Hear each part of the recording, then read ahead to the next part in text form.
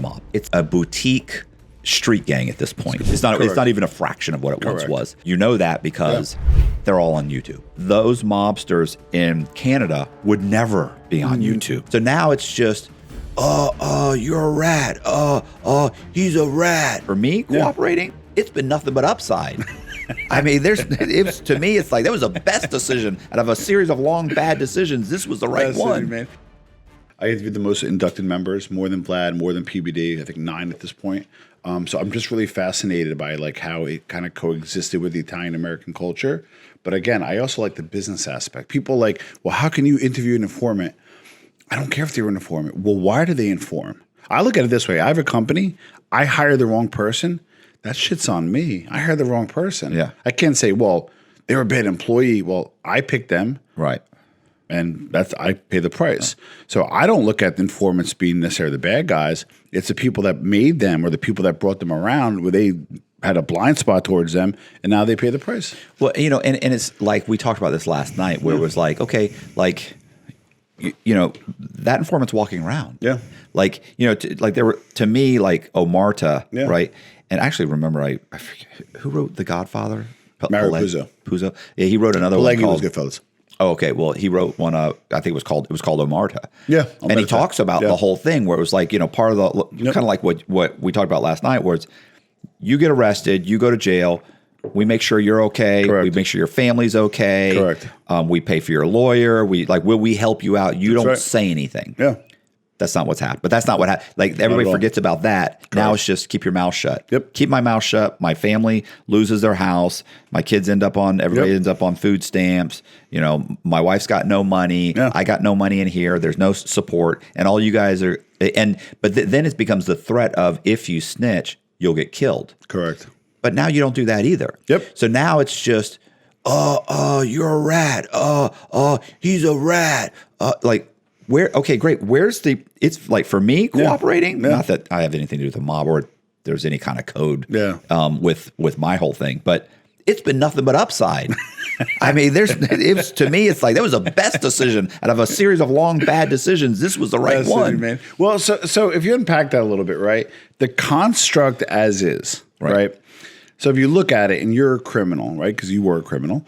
And let's say you happen to be Italian American or you happen to be an associate of an Italian American crime family, it wouldn't make sense. You have a brotherhood, you have protection, you have a little swag, you have more resources, maybe money, capital, maybe bigger heists, bigger stuff, bigger rackets. So that makes sense, right? So then your Italian guy, you get inducted, should be, oh, wow, if I go away, there should be a mailbox every month, mailbox money, right? Right. In jail, the first day you get there, hey, here's your shower slides, here's this, here's that. Oh, you're going to talk to this guy. I'm going to make sure the yard you're protected. Oh, he's with us, right? That doesn't happen, right? So all this construct of like, and when you get out, there should be, oh, wow, we kept your book going. Here's $500K because you served 10 years for the family. Right. None of this happens. Now, if you have a good captain, it does happen. Or maybe some Borgatas, like the Genovese family, I think they have a war chest for that.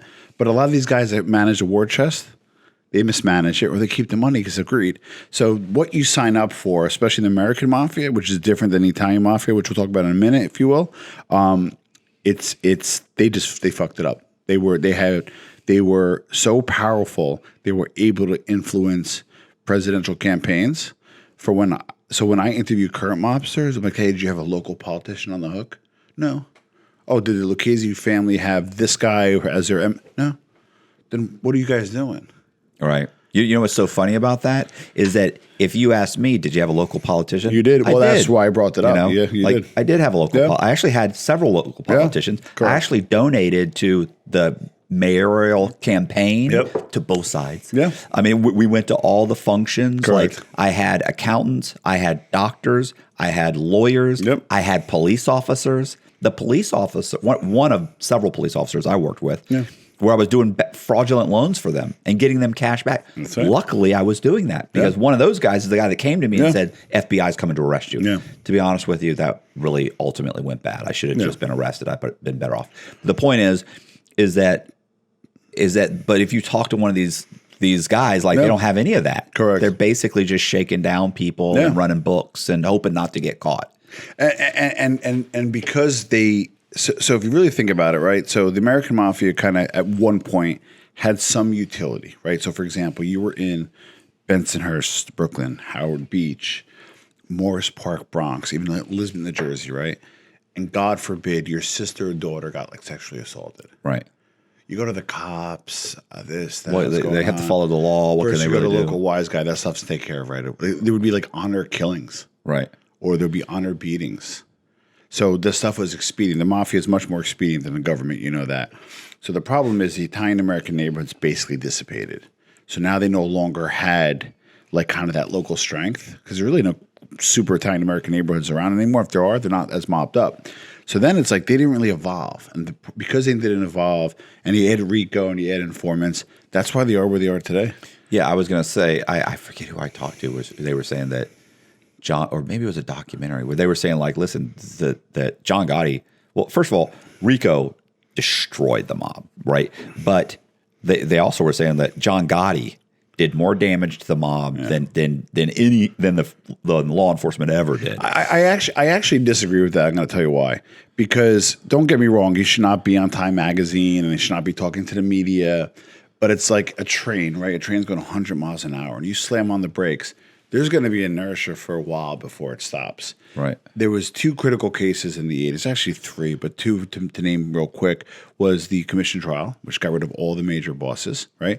And then the Windows trial, which took away one of the bigger rackets. So now you took away the leadership, you took away their money. The inertia behind that was like, well, Gotti came on board. He could have been the best boss on the planet. It's just they just did not move quick enough, and they weren't dynamic enough to move. It was literally a chess match with the FBI, and they lost. Right. Well, I mean, he had a good run. He had a couple of mistrials. Well, he had I think a good 6-7 year run at Boss, which is just kind of expected. You're at 6-7 years. You're legit. Nowadays it's different. You're quieter, and you could have a nice run. But back then, 6-7 runs. Paul Castellano. People try to make it look like Paul Castellano was chosen by Carlo Gambino, and then Neil Delacroce, was upset about it, and Gotti was upset about it. Castellano had a nice 10-year run, but Castellano was taking the mafia in the right direction. They needed to go more towards legitimate business. Right. That's what I had heard just based on the limited knowledge I have, that he was more business oriented than he was, not that he was above having someone, taken out or whatever, breaking someone's legs or anything, but he was very much more trying to legitimize the mob structure. Correct. So, but talk about exit strategy and generational wealth. So we have a family friend who actually has a Ferrari dealership here in Tampa and one in Orlando. I think the Tampa is one of the largest in the country, and one in Orlando. But he also fixes them in Elizabeth. So we're at his Christmas party, holiday party, and I see this guy come, and he's picking up a Ferrari, and he's on the phone. And like when you pick up any car, hey, you got to walk through. Here's this GPS, blah blah. It's a Ferrari, so you have to be. He's like, hey, the guy's trying to show him what to do, and how. The guy's on the phone, right? Wants nothing other than just get the keys and leave. Right. I'll figure it out. Yeah. And like he just didn't care. Right. He was like picking up a Honda. It was a relative Castellano. I don't want to say which one, but a relative Castellano. My point being is they had concrete companies that are still around to this day, chicken companies, meat companies. He set them up for like bigger things. Right. Like Colavita olive oil, that's Profaci. Right. So my point being is the guys that follow like kind of the business end of things and had like an exit strategy and generational wealth. Fat Tony Salerno was worth like $600 million when he died. There was a time that if you were an Italian American man, especially an Italian American criminal, it made sense. If you're a wise guy now and you don't really super juice, then you're probably making like $60,000 a year. Yeah, I was going to say, and you're risking going to jail for 10 or 15 years. For what? It's that guy. I interviewed Jeff, right? Jeff Nadeau. Nadeau. And it, he gave a great story where he was talking about how there was a guy that got picked up that hung out with Merlino. Yes. And they went to him and said, we want you to cooperate. And he said no. And everybody else that had the same charges were getting a year, 18 months. Yep. And he got like 9 years. Yep. Because they knew he could give them Merlino, and he refused to. Yep. So, okay, we're going to hammer you. He was like, so, Jeff was saying like hanging out with these guys, they think it's cool. Correct. And they think, well, I'm not going to cooperate. Well, then you need to be expected to do 10 years when you should be doing 18 months. Yeah, I interviewed an well, he wasn't in the cartel, but he had cartel connections. And one of my questions I always had was, the Italian mafia pretty much started the heroin trade in the U.S., right? Back to the 60s. Okay. In my opinion, that's why they had Appalachian meeting in 57, because there was a meeting in Sicily. They said, we're going to go ahead and control the national pipeline up until the 80s during the Pizza Connection trial. That was another important trial. So when Coke got big, why wouldn't the Colombians just go to the Italians and say, hey, you have 26 cities, you have distribution. We'll get it to New York, we'll get it to LA, we'll get it to Chicago. You guys distribute it. Cartel guys wanted nothing to do with Italian mafia because he increased FBI presence. Right. So that's why they went to other ethnic groups in themselves. They distribute themselves essentially now, or other ethnic groups wanted nothing to do with the Italians.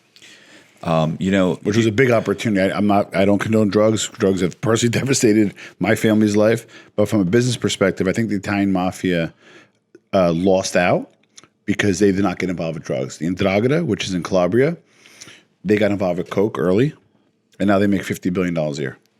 So do you know who Seth Ferrante is? Of course. I interviewed him. Oh, I was just going to say you should interview him. He did was it Dope? I think it was the documentary. Is it Dope Man? What's his name? White Boy Rick? Yeah. But no, he did that, but he also did. He just did a recent one. Yeah, he did Dope Man. I think it was about how the Italians were the original Dope Man. Yeah. Where he was saying like they pushed that they weren't, but they were. Correct. Like all these guys have been arrested for a little here, a little there. So we were talking earlier about, before the podcast, we were talking about how so at one point, the Italian mob, the mob in, Canada, the mob in the US, like they were basically all kind of on par with one another. Correct. And then, like to me, I give this to the FBI, right? And to Rico and how they pursued them, insistently. And I was like, like it's dead. Like it's over. It's a boutique street gang at this point. It's flashy, it's nice, it looks good. It's everybody knows about it. Kind of it's kind of got a sexy appeal to it to some people. But it's not the mob. It's not even a fraction of what it once was. Correct. And so, but you could, I was saying, that because they're all on YouTube. Yeah. Like, I'm even guys that people say, no, he's still, even Merlino, everybody out there. Now, Merlino's not saying it, but of course not. But guys are still out there saying, no, he's still running, the Philadelphia mob, and he's on YouTube. So, and then you've got guys that are saying, I'm out of that life, or some of them cooperated, some didn't cooperate. Some guys, maybe they just kind of retired and they started a YouTube channel. And I get that. But the fact is, whether you're in or out of it, those mobsters in Canada would never be on YouTube. Hell no. Not only they would come in, they'd kill you. Yeah. You'd be lucky if your family didn't get killed, just to send a message to everybody. They recently killed a woman in Canada, and they're not sure if she was collateral damage or if she was involved herself. But yeah, Canadian mafia doesn't mess around. So here's kind of the other fascination. So I have the fascination of like kind of the business end of stuff, right? Right. Because that's my background. But kind of just step back for a second, okay? So you have Calabrians, let's say Sicilians, Canadians, and Americans. So all essentially Italian or Italian-American, all eat pasta on Sunday, all have matriarchs, kind of similar cultures, but live in different parts of the world. Now, in Italy, they have very strict mafia laws, believe it or not, 41 bis. In the U.S., you can say, hey, I'm in the mafia. Not illegal. You can be a Freemason. You can be whatever you want.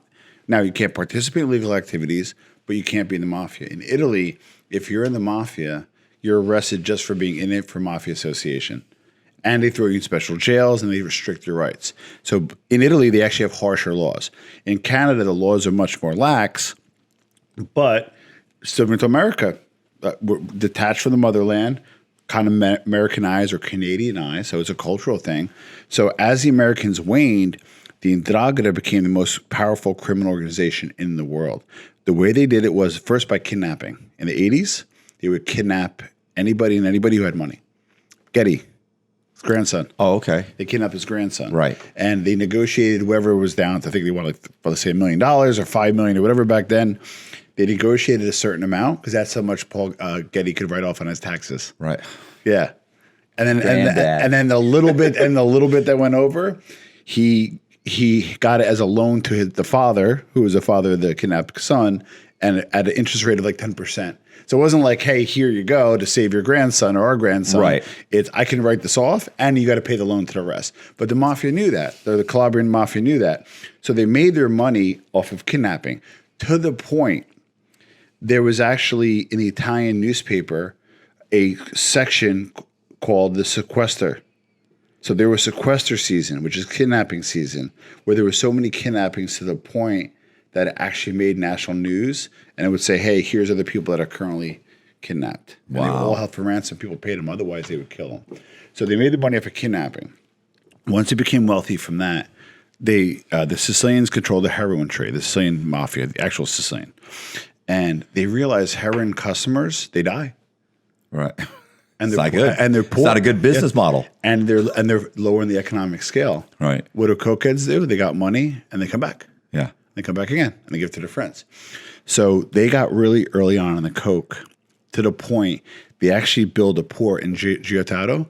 They built the port themselves to help import. And to this day, you got to invest in your business. And to this day, they control 80% of the coke trade in Europe. And coke is much more expensive in Europe. Why the Americans are sitting there like Tony Soprano on the stump of a pork store. Yeah, we were talking about the Canadian mob. I watched a documentary where they were explaining that at some point, this is 20 years ago, 25, 30 years ago, in Canada, suddenly politicians started introducing bills saying we want to make casino gambling legal. Yes.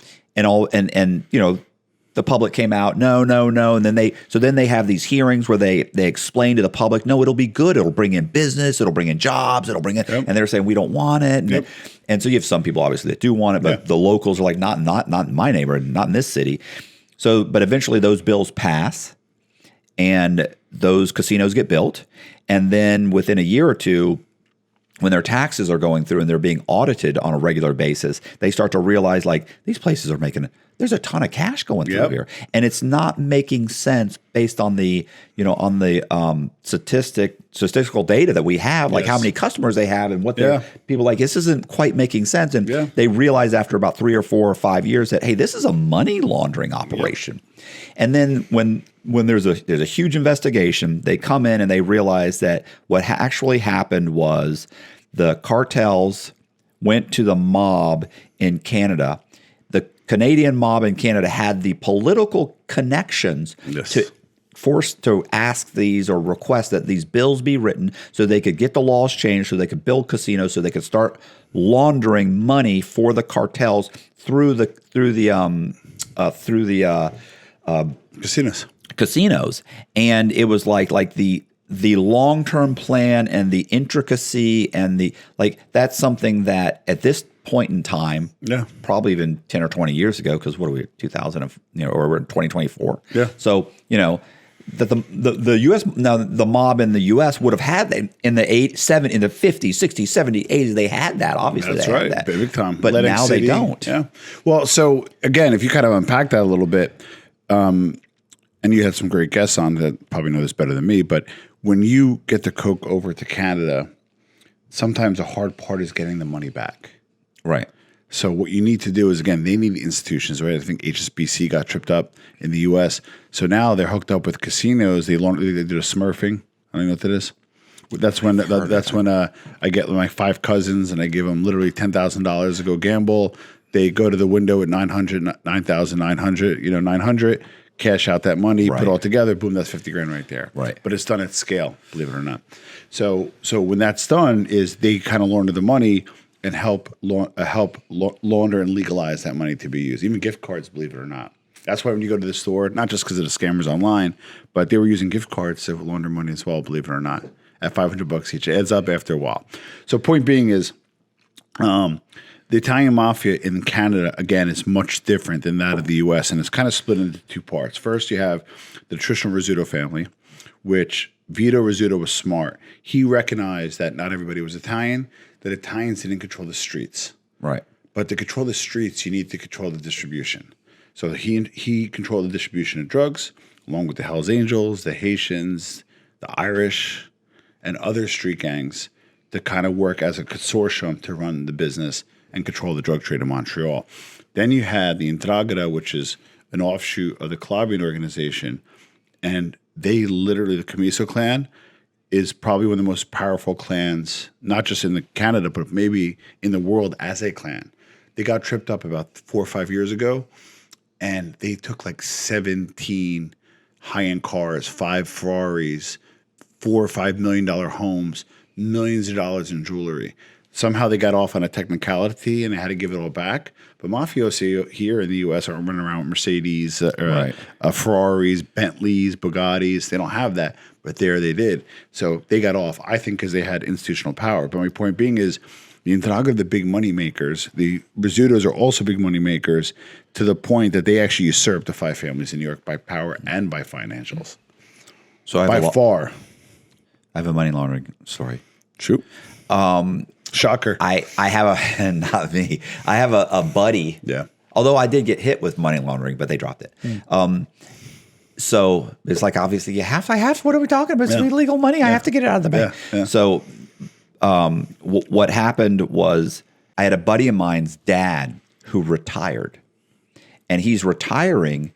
And you go to obviously real estate agents, and they'll be selling businesses like real estate. People don't realize that real estate brokers and stuff they actually sell businesses. So he goes out and he retired early. Retired like in his early 60s. Yeah.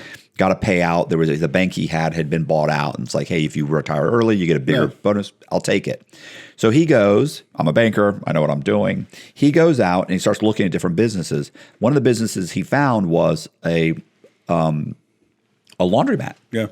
So he goes to the laundromat, looks at the guy's books for the guy that owned it for like 3 to 5 years, looks at his books, and he's like, this guy's making bank. He's selling this for like half of what it's really worth.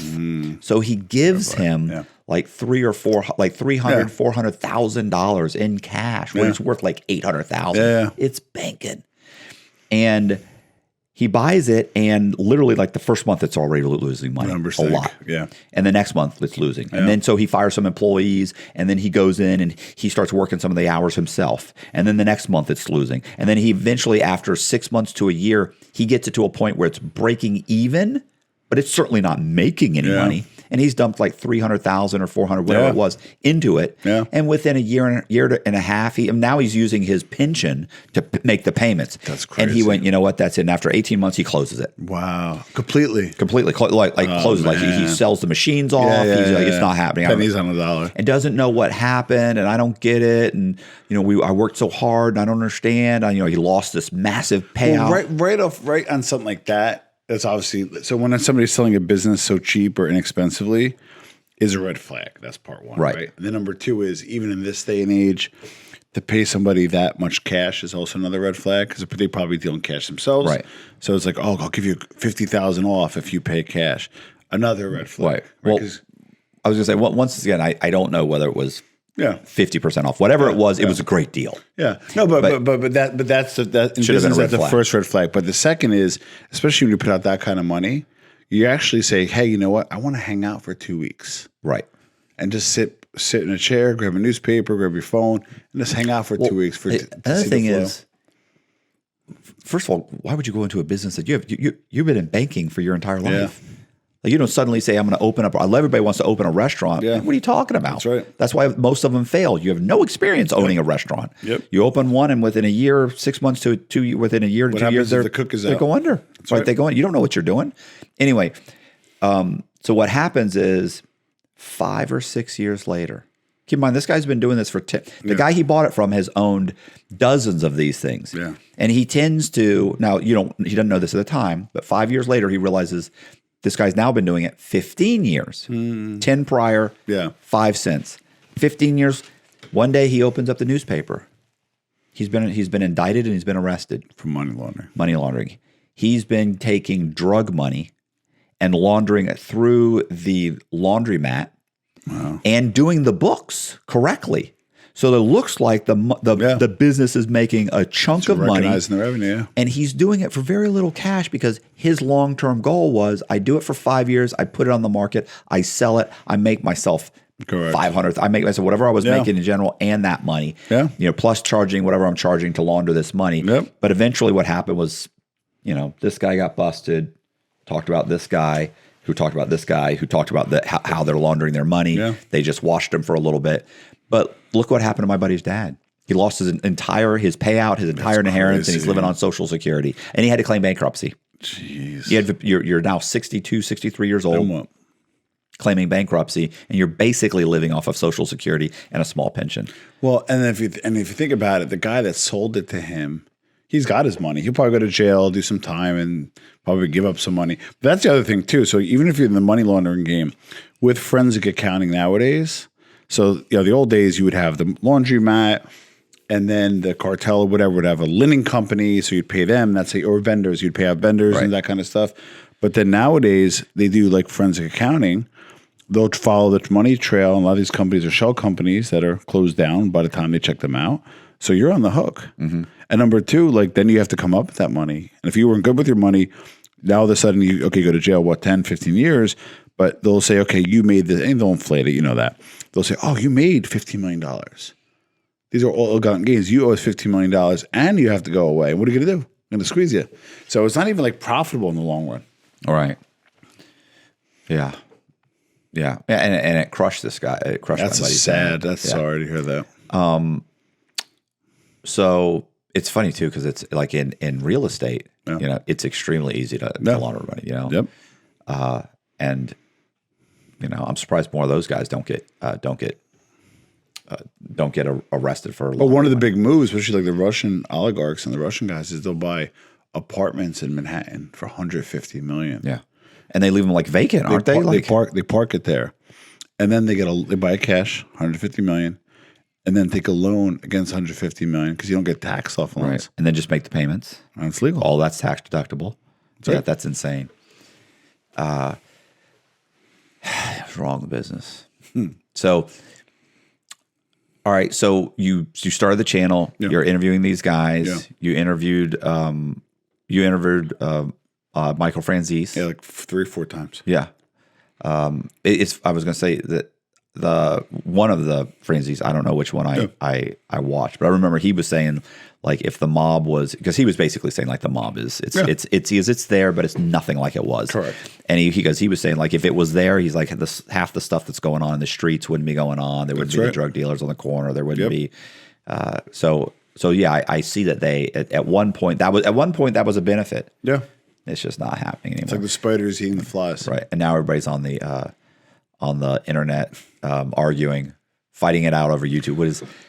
What did Wade said? He called it YouTube wars. No, not YouTube wars. He called it he called it something, Tube Wars or YouTube Wars or something. I mean, he had a name for it. Yikes! And I had some guy in the comment section because you know this in your comment section, half of it are guys that they hate your guts for saying anything negative about their idol. Correct. So your idol is. Your idol is Sammy the Bull, and you do a podcast where you say something negative about him, and then the Sammy the Bull's fans come out and they trash you, eviscerate you, right? And then you've got some guys that they tell you what you did wrong or what you did right, which is fine. I don't mind criticism, but what I was gonna say is it's funny. I had one guy who came out and said, "This is pathetic. All you're doing." Because I've done a few mob videos, right? I saw that, Which is funny, because I wasn't going to do the anything on the mob. I have no knowledge of the mob. That's the problem. Is I understand there's 5 families. Yeah. I bet you I can only name 2 or 3 of the names of the family. Yeah. And I know there's some big things. Some things that happened, and I have some very very brief understanding of what's happening and the structure and whatever, and all that's from movies or documentaries. And so, but Wade was sending me some stories. He's like, "Yo, bro, have you seen this? Have you seen this?" And I'm like, "Oh, yeah, okay." And then he goes, "We should do a video on that." And I was like, "Yeah, okay." So we did a video. It's funny. When we were done doing the video, I said, "Hey, do you want to put this up on your channel?" He said, that didn't go exactly the way I thought it was going to go. Yeah. And I have a certain group of guys that watch my channel. Yep. I'm going to go ahead and not post this. He said, "You post it." So I was like, okay. So enough content. Right. So I posted it. Yeah. It's funny though. He got a bunch of subscribers from it. Nice. And I told you you should have done it. He said, "No, I still think I made the right call." Yeah. But what's funny is I remember one of the guys just screaming and hollering saying, "You're a piece of garbage that you posted this. All you're trying to get is views." And I went, what do you think you're on YouTube for? Yeah. Like, what do you think these guys, everybody on YouTube, you're just talking about them to get views. Yeah. And then I immediately did another video, got another, 45,000 views. Yeah. It's like, of course I'm going to, oh, you're just chasing clout. What do you think anyone is doing? Yep. Do you think that I'm going to make content about things that I like? Like, nobody wants to hear me talk about, my fascination with Elon Musk going to Mars or colonizing the universe or any of the ridiculous things that I spend my off time thinking about and watching videos on. Nobody wants to hear me talk about World War II, and my fascination with, the European war versus these guys aren't watching that. They want to hear about crime stories. Yep. And this is something that's trending. You jump on the trends, especially if you have a channel you're trying to build. Correct. But it's so funny. I'll get these guys that talk shit. Your channel's going down if you're doing this kind of stuff. You're doing horrible. You're doing this. You're doing that. And I'm like, well, how's your channel going? I know you never hear anything. What channel? Well, I don't have a channel, bro. I got a regular job. Shut up. Well, my favorite is you do like a pretty long form interview. Yeah. And then somebody writes in the comments, well, you should have asked him this.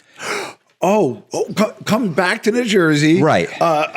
Sit down. I'll pay for your travel. I'll pay for your car. Yeah, Jimmy 21 wanted me to ask you with a cat face with like a spike through it. How'd you buy your Escalade? Yeah. Right. And then we'll wrap that up, and then we're good. Right. It's a whole presentation. And guys complain about bro, what's with all these commercials? Well, I don't know. Why don't do you take the paycheck at the end of the week from your boss? Do you say, listen, bro, I'm not here for all that. Yep. Like, if you think that I'm working, this is my full-time job now. That's how you make your money. Right. So if you don't work your full-time job and give the money back. Yeah. This is my full-time job. They have no idea how long it takes. And I've mentioned this before. I don't know if you've heard me say this, but I schedule 7 interviews a week in the hopes that I get 4. That's crazy. Sometimes I get 5. Sometimes I get 3. But so that's on average, crazy. Yeah. You feel people to honor their time commitments at least. No, I'm dealing with derelicts. These are bank robbers and thieves and guys that shoot people, and they don't show up on time. I'm like, let me get your email. So I'm talking. Let me get your email so I can send you a calendar invite. And they're like, what? A calendar invite so you can put in your calendar. Nah, bro, I got it. I thought this motherfucker's not showing. You don't. You're a grown man. You're in your 50s. You don't use a calendar. I got the Google invite from you because I asked you for the address last night, but then I looked. The address is in the. You run a very classy, operation here.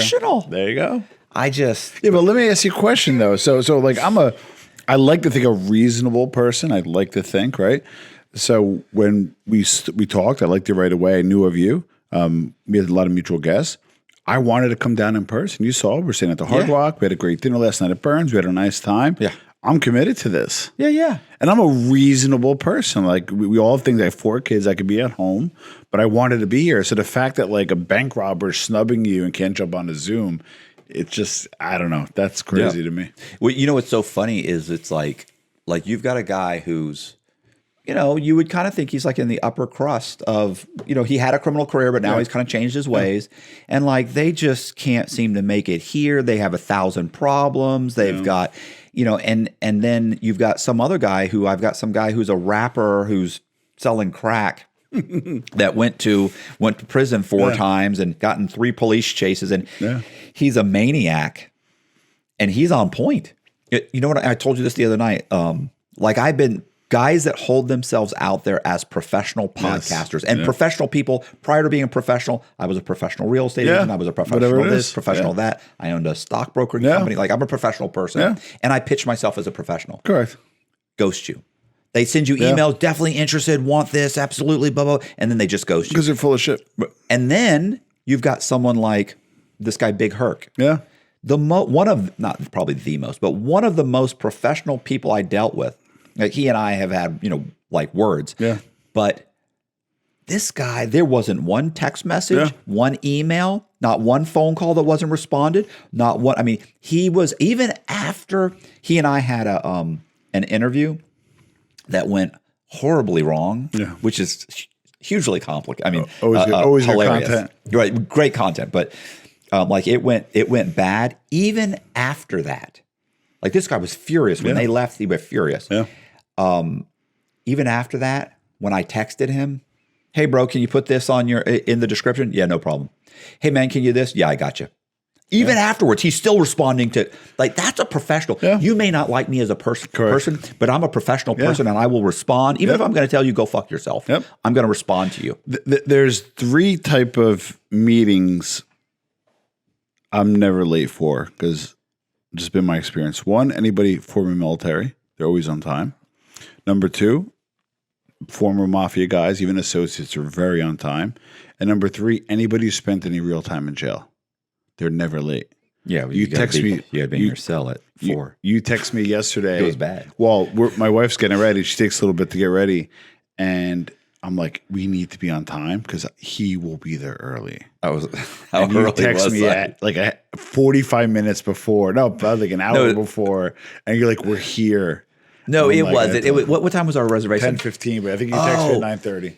Yeah, 9:30. I texted you because we got there. We parked the car. We sat there. I said, "Well, he said he was going to be early," which I figured meant a little early, like maybe 10 minutes early. In the business world, as a business guy, 10:15. I'll get there like 10:10.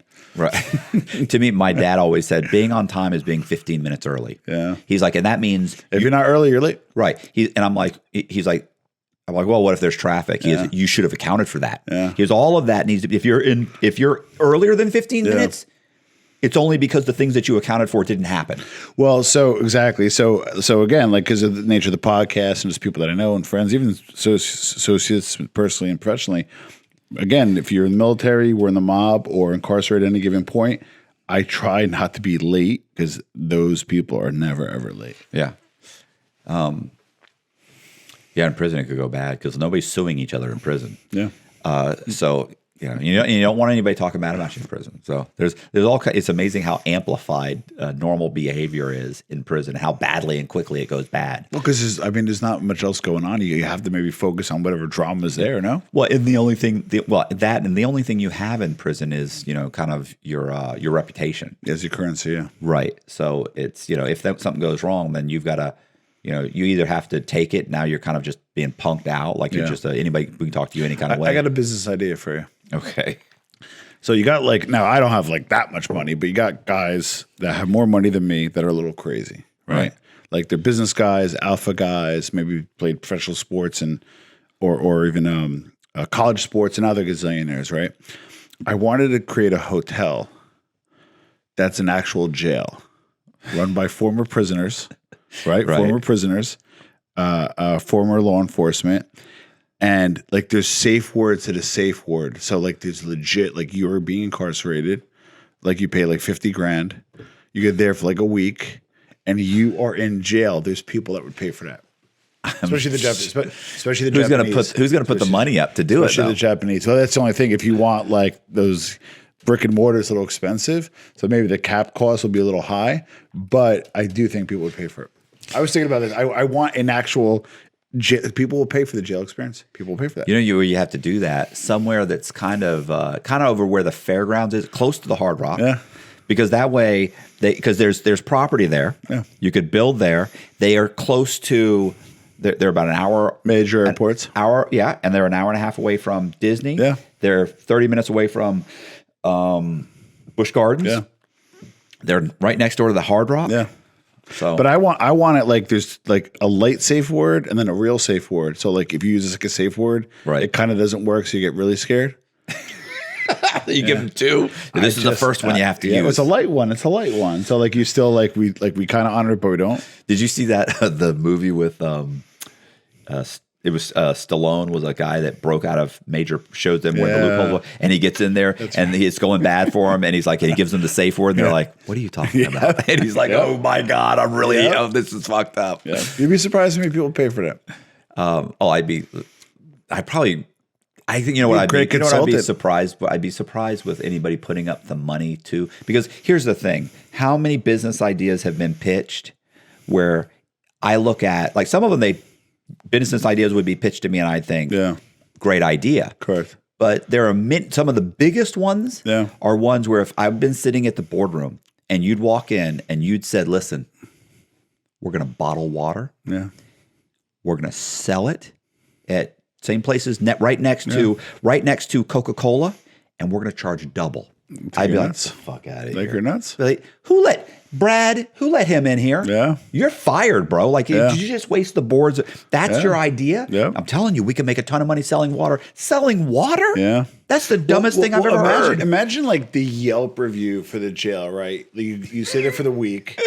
And then Even if it was a bad review, it'd still be a good review. What's a bad review? Right. Yo, man, I didn't get a disciplinary beating. I didn't get lumped up. I thought I was going to get hit in the head. I was promised an attempted rape. Yeah. So, one of 6 kids. Family emigrated from Italy in 1950. My father left when I was 2. So my mother literally was left with 6 children, didn't speak the language, and we were pretty much screwed. So my mother was all about us. So she got a job cooking at a cafeteria so she could be off when we were off. And basically she just bootstrapped all of our lives to make sure we would kind of get what we needed to get. And to me, I had some temptations over time. But I just didn't want to disappoint her. So I went kind of the straight route. I made sure I educated myself. And that's the luck I would to have such a great mom. Right. What about your brothers and sisters? Did they ever, any of them stray off, or they all kind of stick? Yeah. So my father was not a great guy. Like I said, he left when I was 2, left us all. And then we kind of re-engaged for a little bit, but for the most part was estranged. So he passed when I was 17. And he was an alcoholic and had some challenges, right? So my 2 older brothers, one doesn't drink at all, kind of follows, the hero role, if you will. Right. But then my other brother followed down, my father down that path, got into drugs. And unfortunately, we lost him to addiction when I was 21 years old. Okay. Sorry. So, I was going to say, it's funny, how with families of alcoholics, you can pick the roles of the kids. That's correct. You know the what I'm hero, the imitator. Yeah, like you got the overachiever, the super. They have names, like they all have the names. It's really interesting. Yeah. So, I mean, what happened then? You go to high school. So I like I said, it's funny because everybody has this thing, at least in my audience and people that don't like me, they have this thing that you kind of said earlier, that I came from like kind of an upper middle class upbringing. Kind of ivory tower-ish, light brown hair, blue eyes, fair skin. Like you don't scream Italian. And also you know all this stuff, and you're raised in these neighborhoods. Yeah. So, well, thank you for the stereotype. Right. No. So with that said, my family's from Italy, from southern Italy.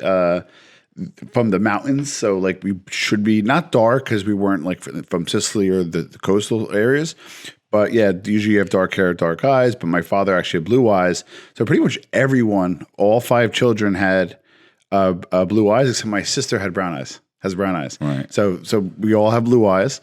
Like I said, just kind of like regular people. If anything, like at the time, I felt like we never went without anything ever.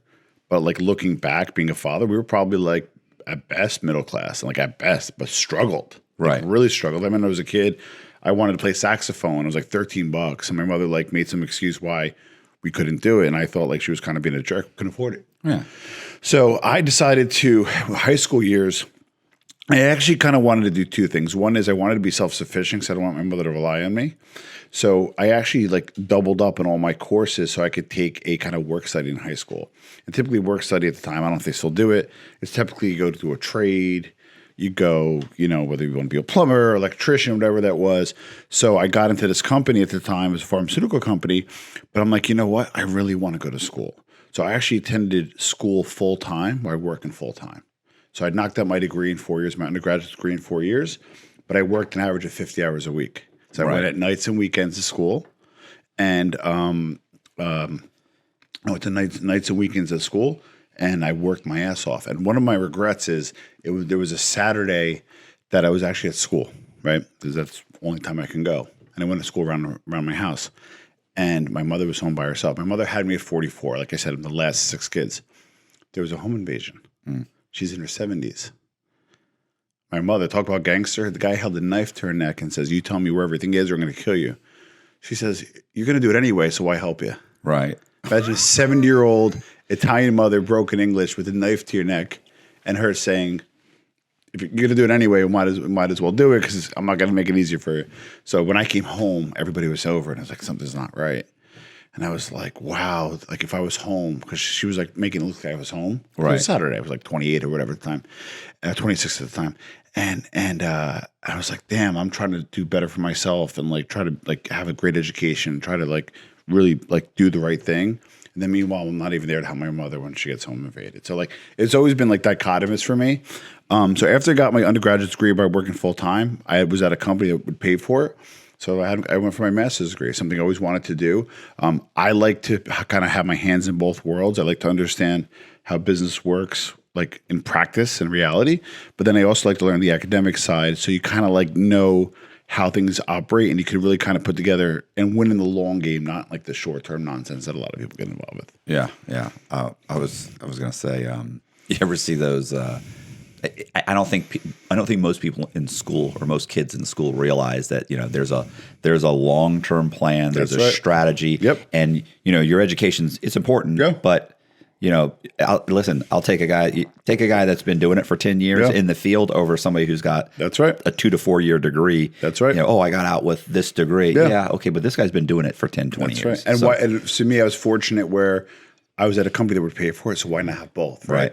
So I would go to school. I graduated from Rutgers, Newark, right? So I go to class, and I see, like, respectfully, an African-American woman next to me sometimes bringing their kids to class. And I'm sitting here, and I'm like, wait a second. I'm, like, really not appreciating what I have here. And I was thinking that you were lucky you were in a good spot. Yeah. What's so messed up is that most people – they're in their mid-20s before they realize, listen, this isn't working for me. I need to go back to school, or I need to get a trade, or I need to do this. But by that time, you've got 2 kids. That's right. You got 2 kids and you're trying to pay child support. You're trying to be a dad.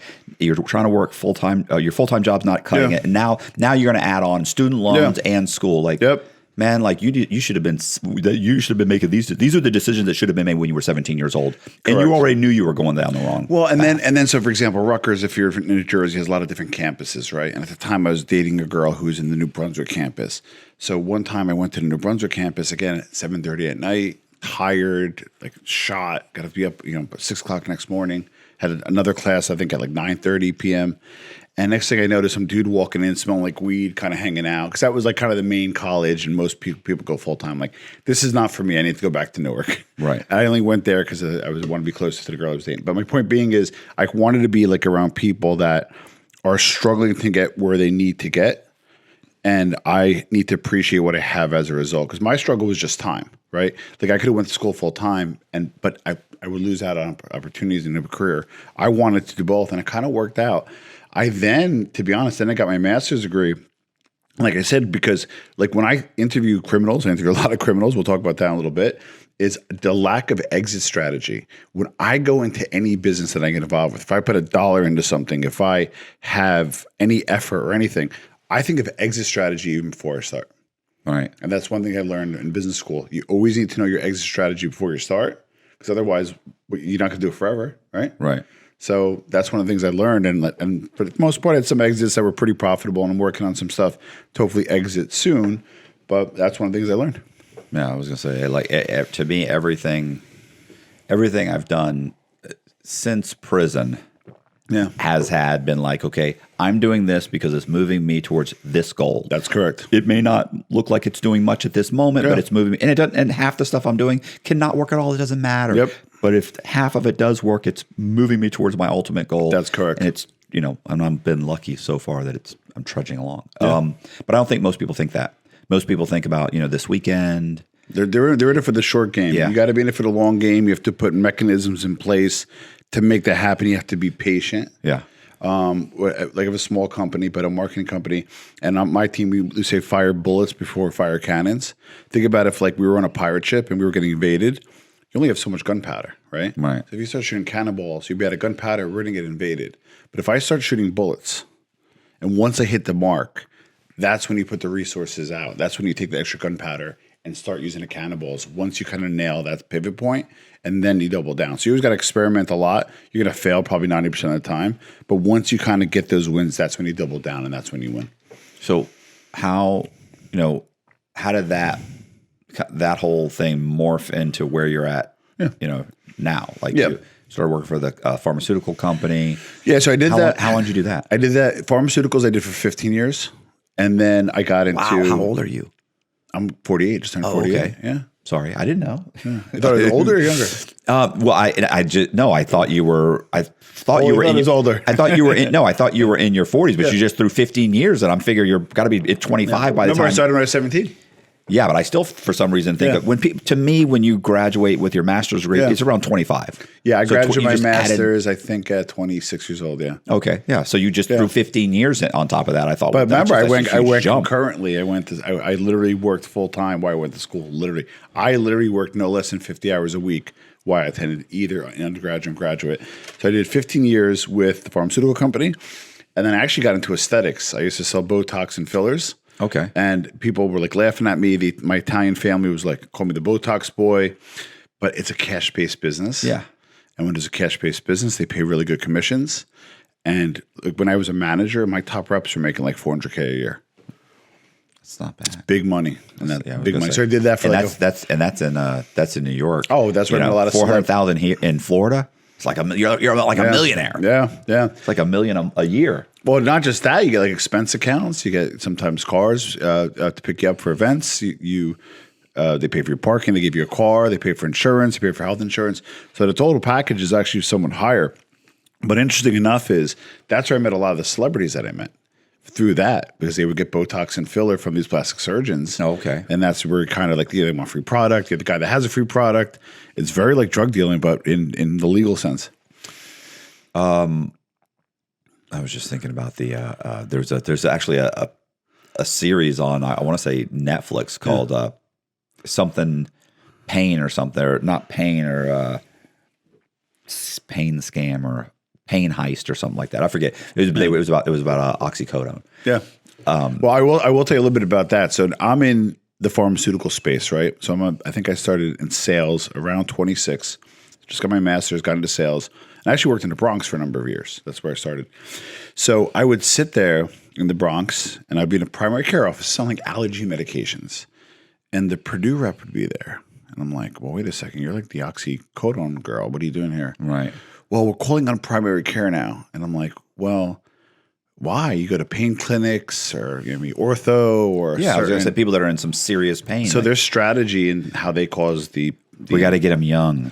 Well, they literally caused the issue that we have now. Of course, yeah. Where they called on primary care doctors. They would take them out to dinners. Some had a low barrier to entry. Give me the dinner, take me out, give me free this, free that, give me baseball games.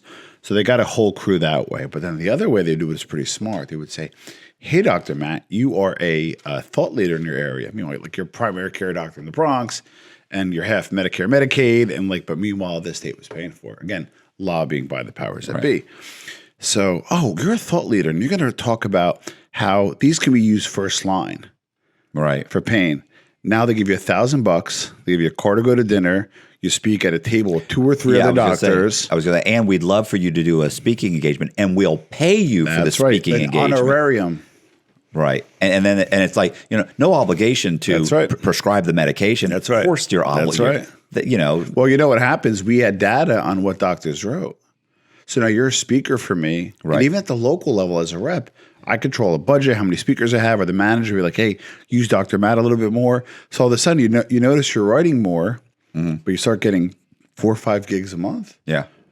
This does not include the jaunts to Cancun. Yeah. The annual meetings, that kind of stuff. So, and the other part is the system was broke. So you're a primary care doctor. You went to school that whole time and you're making like $250 a year net, but you have $400,000 in debt. Yeah. So now what? So now I need to make another 50 from Purdue, another 50 from Merck, I need another 100,000 from here. Now you add it up, you're probably making more consulting than you're actually getting from your actual job. And then what happens is they start writing these pills first line for pain. Mm-hmm. Now people get addicted. And they never really thought the fact, like I just to that day, it stood out to me. I'm like, Why would you be here at a primary care office? And not just that, in let's say the Bronx, there wasn't one rep. They had 4 different reps calling on the same doctor. Right. So they figured if I liked him, I might get him out of relationship. Or if I'm busy that day, somebody else will get me. And that's why we have the issue we have today. And then that's lead to fentanyl and all that kind of stuff. And it's scary. The farms, that was Purdue. And I know Purdue paid a big fine, but no jail time. Yeah. And they kept their money because they put in trusts that are protected. The Steckler family or something like that? Scumbags. I probably said it wrong. I was going to say, it's kind of like the cigarette manufacturers, they're when they would put commercials on and they had cartoons in them with cartoon characters smoking cigarettes. You remember what was it? Marlboro, the number one cigarettes recommended by doctors. Yeah. And you have a doctor smoking cigarettes. See, that's why we're at a weird time. You and I are old enough to remember where there's like such nonsense. Yeah. I remember that. Listen, my dad who started smoking when he was 13, he can remember when he said that the advertisement that he used to see was that smoking helped strengthen your lungs. He's like, so there was a decade went by. He's like, nobody ever said that it was bad for you. Yeah. Like, this is something that's good. It helps curb your appetite. He goes, it was cheaper than eating, and they were poor. Yeah. So you give, if you're smoking half a pack a day, it's basically replacing meals. I mean, you're a skinny little kid, but you're 14, 15 years old. Your parents aren't pushing you really against it because they could barely feed you to begin with. Yep. I remember my father, because I was with him on weekends later in life when he kind of came back around, he would smoke red Pall Mall Reds. Yeah, my dad smoked Pall Mall. Yeah, so Pall Mall Reds. I didn't know there's other ones, but it was a big red, a little king or something on it, a little lion, whatever it was. He smoked Golds. Sorry, the Pall Mall Golds. Yeah, okay. So, and the funny thing is, it was normal back then. Like, hey, Dad, when are we going home? Oh, I need to finish my wine. Right. And drink, after 7 other glasses of wine. And I need to have, another cigarette, and then we'll go. Okay. Now we're going to drive. Yeah, let's go. Let's go drive your kids home. So, and then on top of it, we'll be in the car with the windows shut smoking while we're driving. You know what? No seatbelts. No. Oh, no. My dad had the hand seatbelt. Bro, my dad had I forget, I think it was like a Lincoln or a Continental or something, where they had, do you remember the T-tops? Yeah. So the T-top, so I remember he used to let me stand up in the seat, hold on to the thing while we were driving, and it would be windy. Yeah. And we're driving, no seatbelt. I mean, if there was anything happen, I'm going out of that car. Yeah. So, or I also remember taking family vacations, and the back seat where the window came down was probably about 2 feet. Yeah. I could lay up there, and I would lay down and go to sleep up there. No seatbelt. Yeah. So you're driving across country, no seatbelts. That's right. Do you remember the station wagon where in the back of the station wagon, they could open it up and it had seats in it? Yes. Yeah, we had that station wagon. No seatbelts. Yeah. You're just hanging out in the back.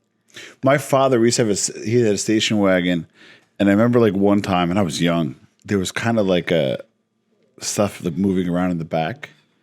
You hear a clock. Yeah. It's a loaded shotgun.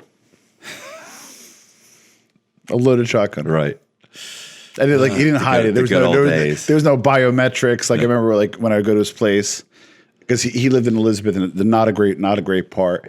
And one day he opened the door, and just somebody threw a knife at him, and he turned, and I just saw this knife fly past him, and he shuts the door, and I knew where the shotgun was. He just opens again, no biometrics, no separate compartment.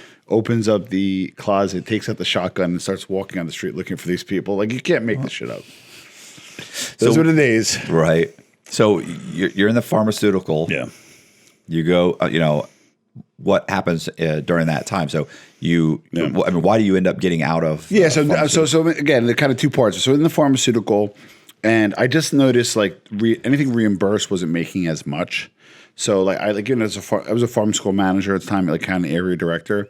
And I was looking at my team, right? They were making good money. My top rep for them was maybe making $130,000, which is a lot of money, especially back then. But I just noticed they kept in the comp plan, making less and less. So I said that's when I went into aesthetics, because it was cash business. I ran that for 14 years. And you still make good money doing that, but that also kind of got cracked down to other competitors. They don't want to pay as well. A lot of discounting, a lot of other stuff. So I was making really great money there. And then it was time for me to run my own business. I just couldn't, as much money as I was making. And I said I remember I was having a cigar with a friend, and we're making really good money. And he goes to me, Tom, goes, you know what's stopping us from making $3 million? I said, what? He goes, 300,000. And he's right. When you're making $300,000 a year, you're comfortable. You're good. You're happy, or you think you're happy, right? But you still got to pay for the dry cleaning.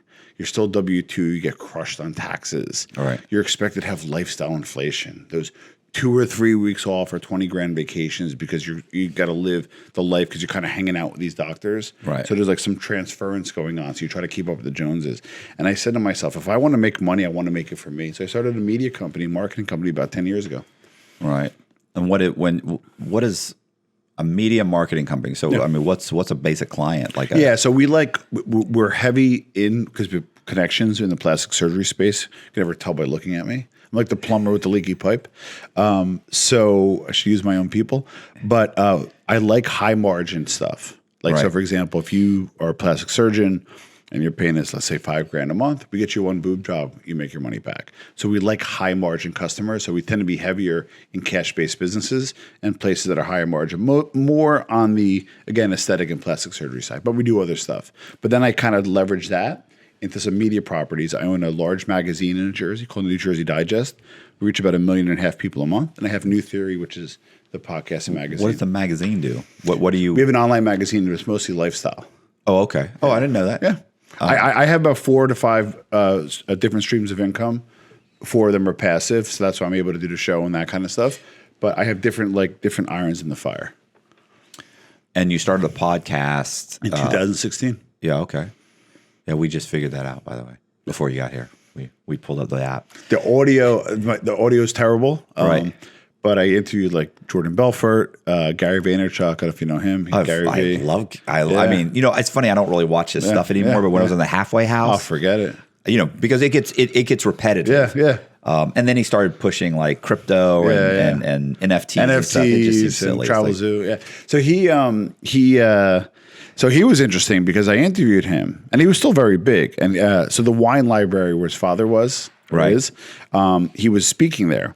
And I was able to get an interview with him. So don't mind you, this is when he's big now, but he was like bigger back then as a caricature. Now he's Gary Vaynerchuk, the business guy, the mogul. But back then he would get like 5,000 people to show up at a place if he was dropping sneakers or something. So he was actually at the wine library at his father's place. And I had an interview set up with him. And there's about 300 people still online buying his wine. And he liked my move. I said, hey, Gary, I want to come interview you. By the way, how many cases of wine do I need to buy? Right. And he wasn't really quid pro quo or play for play, but he appreciated the gesture. Yeah. So I got a few cases while I was there. And I waited. He goes, and he kept apologizing because he gives time to people. He's legit. He does the whole like 2-liners. Yeah. But I do think he's sincere. So he's literally like, hey, Tom. He's like saying, Tom, wait. Well, I'll interview him because he wants, to say hello to everybody. And I'm scheduled to interview him afterwards. He apologized like 6 times to me. Right. Gary, take your time. Like, I'll wait, I'm bro. nobody. I am nobody. So he was done. I interviewed him. Great interview. I told you the Jordan Belfort story. We were supposed to have cigars with him, but he brought up his friend who had his pregnant wife. So we interviewed him in a hotel. Again, these are just all audio because that's what it was back then. I just had a lot of great interviews over the years. Some billionaires, Grant Cardone. I don't know if you follow him. He's out of Florida. So I did a lot of. I was always really good at getting guests, and I was audio only up until probably until about like 2020, 2021. Then I went to YouTube. Oh, okay. Or I got more serious about YouTube. Okay. Yeah, but because there's videos that are like 4 years old, but they're not. I don't think they're videos though. Yeah. So some of the older stuff is either audio stream. And I did an occasional video. Yeah, well, I was going to say, are they on your thing? Because we were looking, and there was stuff that was like 4 years old. The stuff that's 4 years old. That's 4 years old is more likely an audio stream. Because when you have like a traditional audio, because it's MP3 and MP4, all that, you can stream from your audio to video, so it's just an audio file. I barely know anything about that. So, Colby does. That's what matters. Half the stuff that I'm clicking on is like, I'm just figuring out stuff. I'm like, that's what that means. There's a difference between MP3 and MP4. Yep. So, I was going to say, and then, but when you first started putting stuff on your podcast, it was, you're saying initially it was business stuff, but so it kind of morphed. Yeah, I interviewed Francis, was one of my big interviews.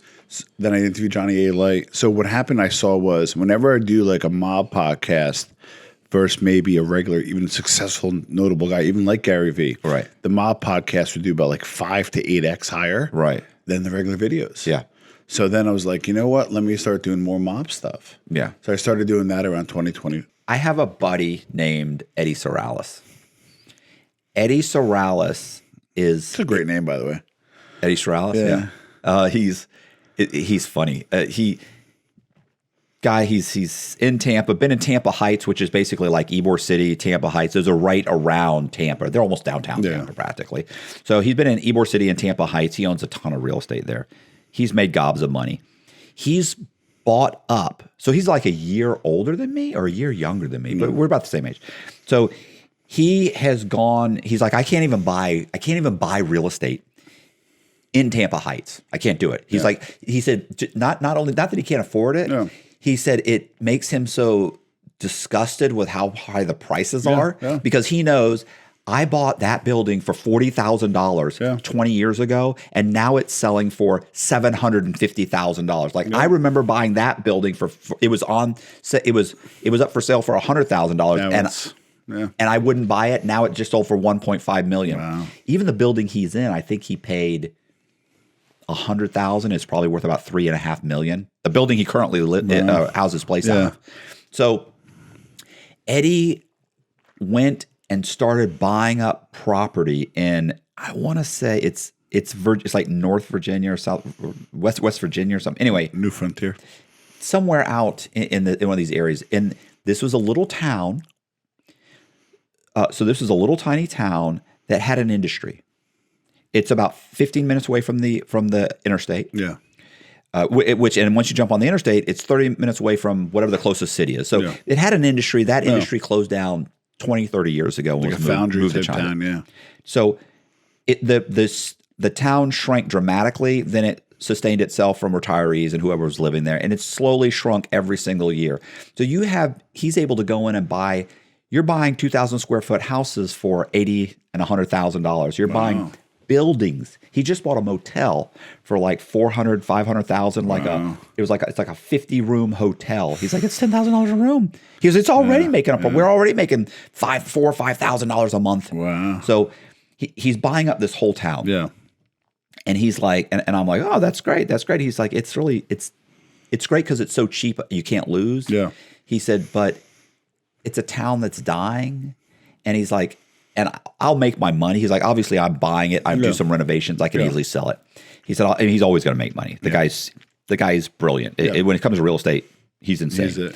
But he's saying like, he's like, I wish I could figure out how to get this, turn this town back into something. Yeah. And I said, I know exactly what you could do. He's got a bunch of buildings that are like commercial buildings. Yeah. They have retail spaces at the bottom. They've got living spaces. Mixed use, Right. I said, bro, you know what you ought to do? I said, the problem is it cost $500,000 to do this. Go in that building, build multiple studios, build cheap, like rooms where there's bunk beds. Yeah. Get extremely good Wi-Fi and, get the camera equipment, everything, and then get people that want to do YouTube to come in, podcast and creator studio. Exactly. Brilliant. Do an incubator. Do a massive incubator. Yep. So think about it like this too. If you got 8 true crime guys, I can fly in. That's right. And knock out. We can all interview them over the course, and we've got a nice room for you. You can split the costs and the revenue. Right. It's going to cost you $75 to interview this guy. Correct. $75. I get the in person. Yeah. You don't have to build a studio. All you do is you rent your room for this much. Yeah. And think about it. Maybe in 6 months, your YouTube's probably paying for everything. Yeah. In a year, it's probably paying that and putting a couple grand in your pocket. And if it's an incubator, you could probably take a little piece of each of the businesses. No. Oh, exactly. You could set it up where we'll set up your YouTube, and I get 20% of the revenue.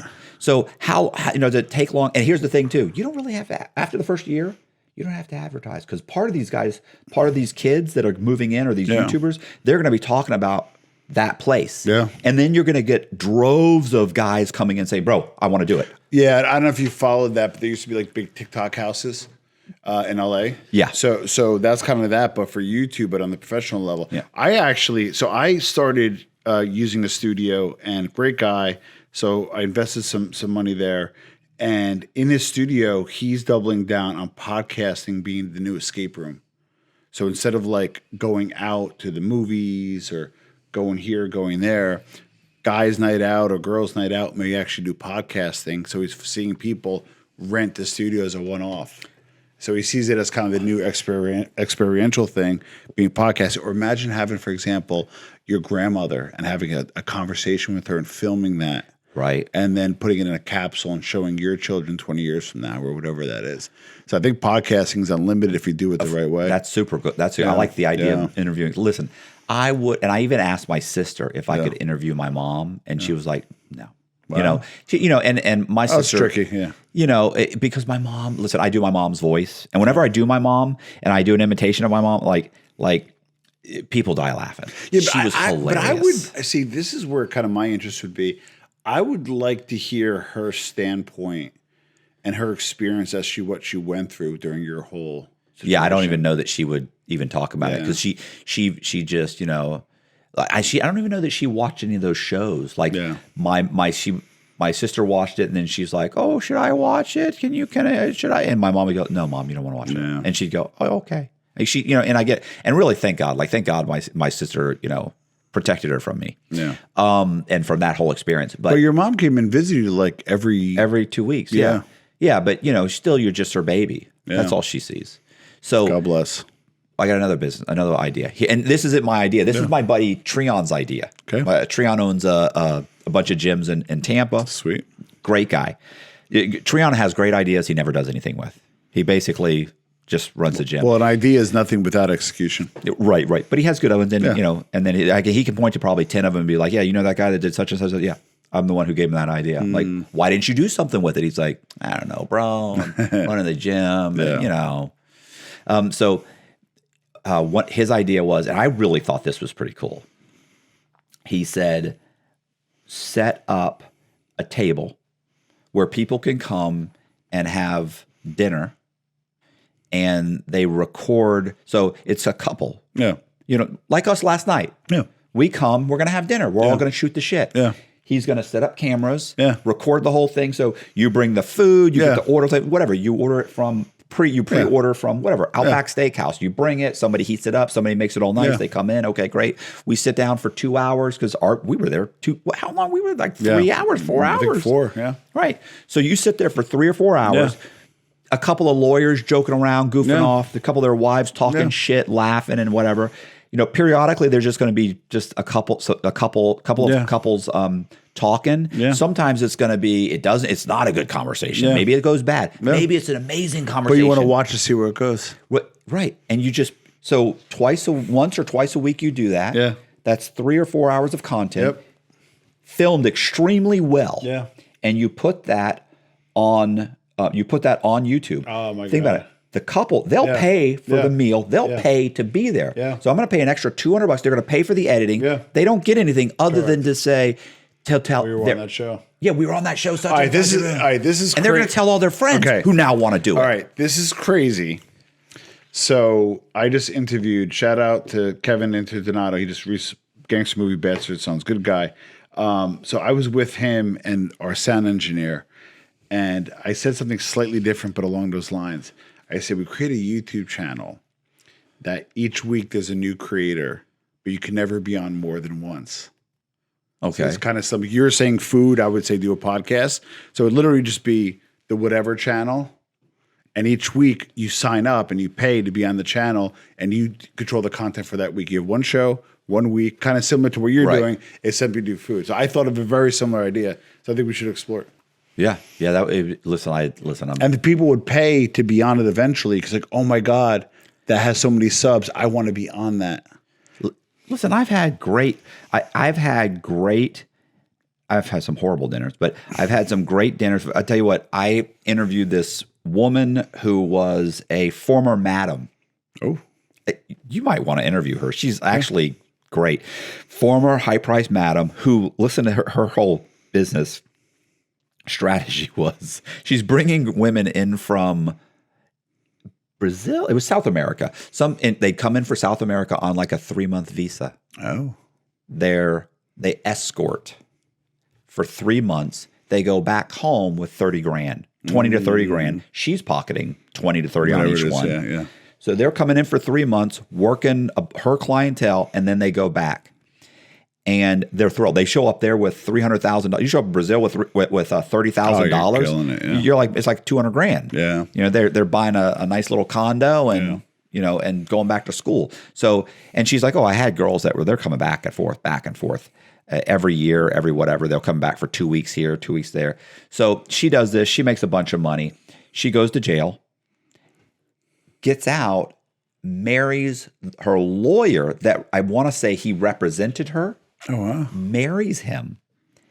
And so he came with her for the interview.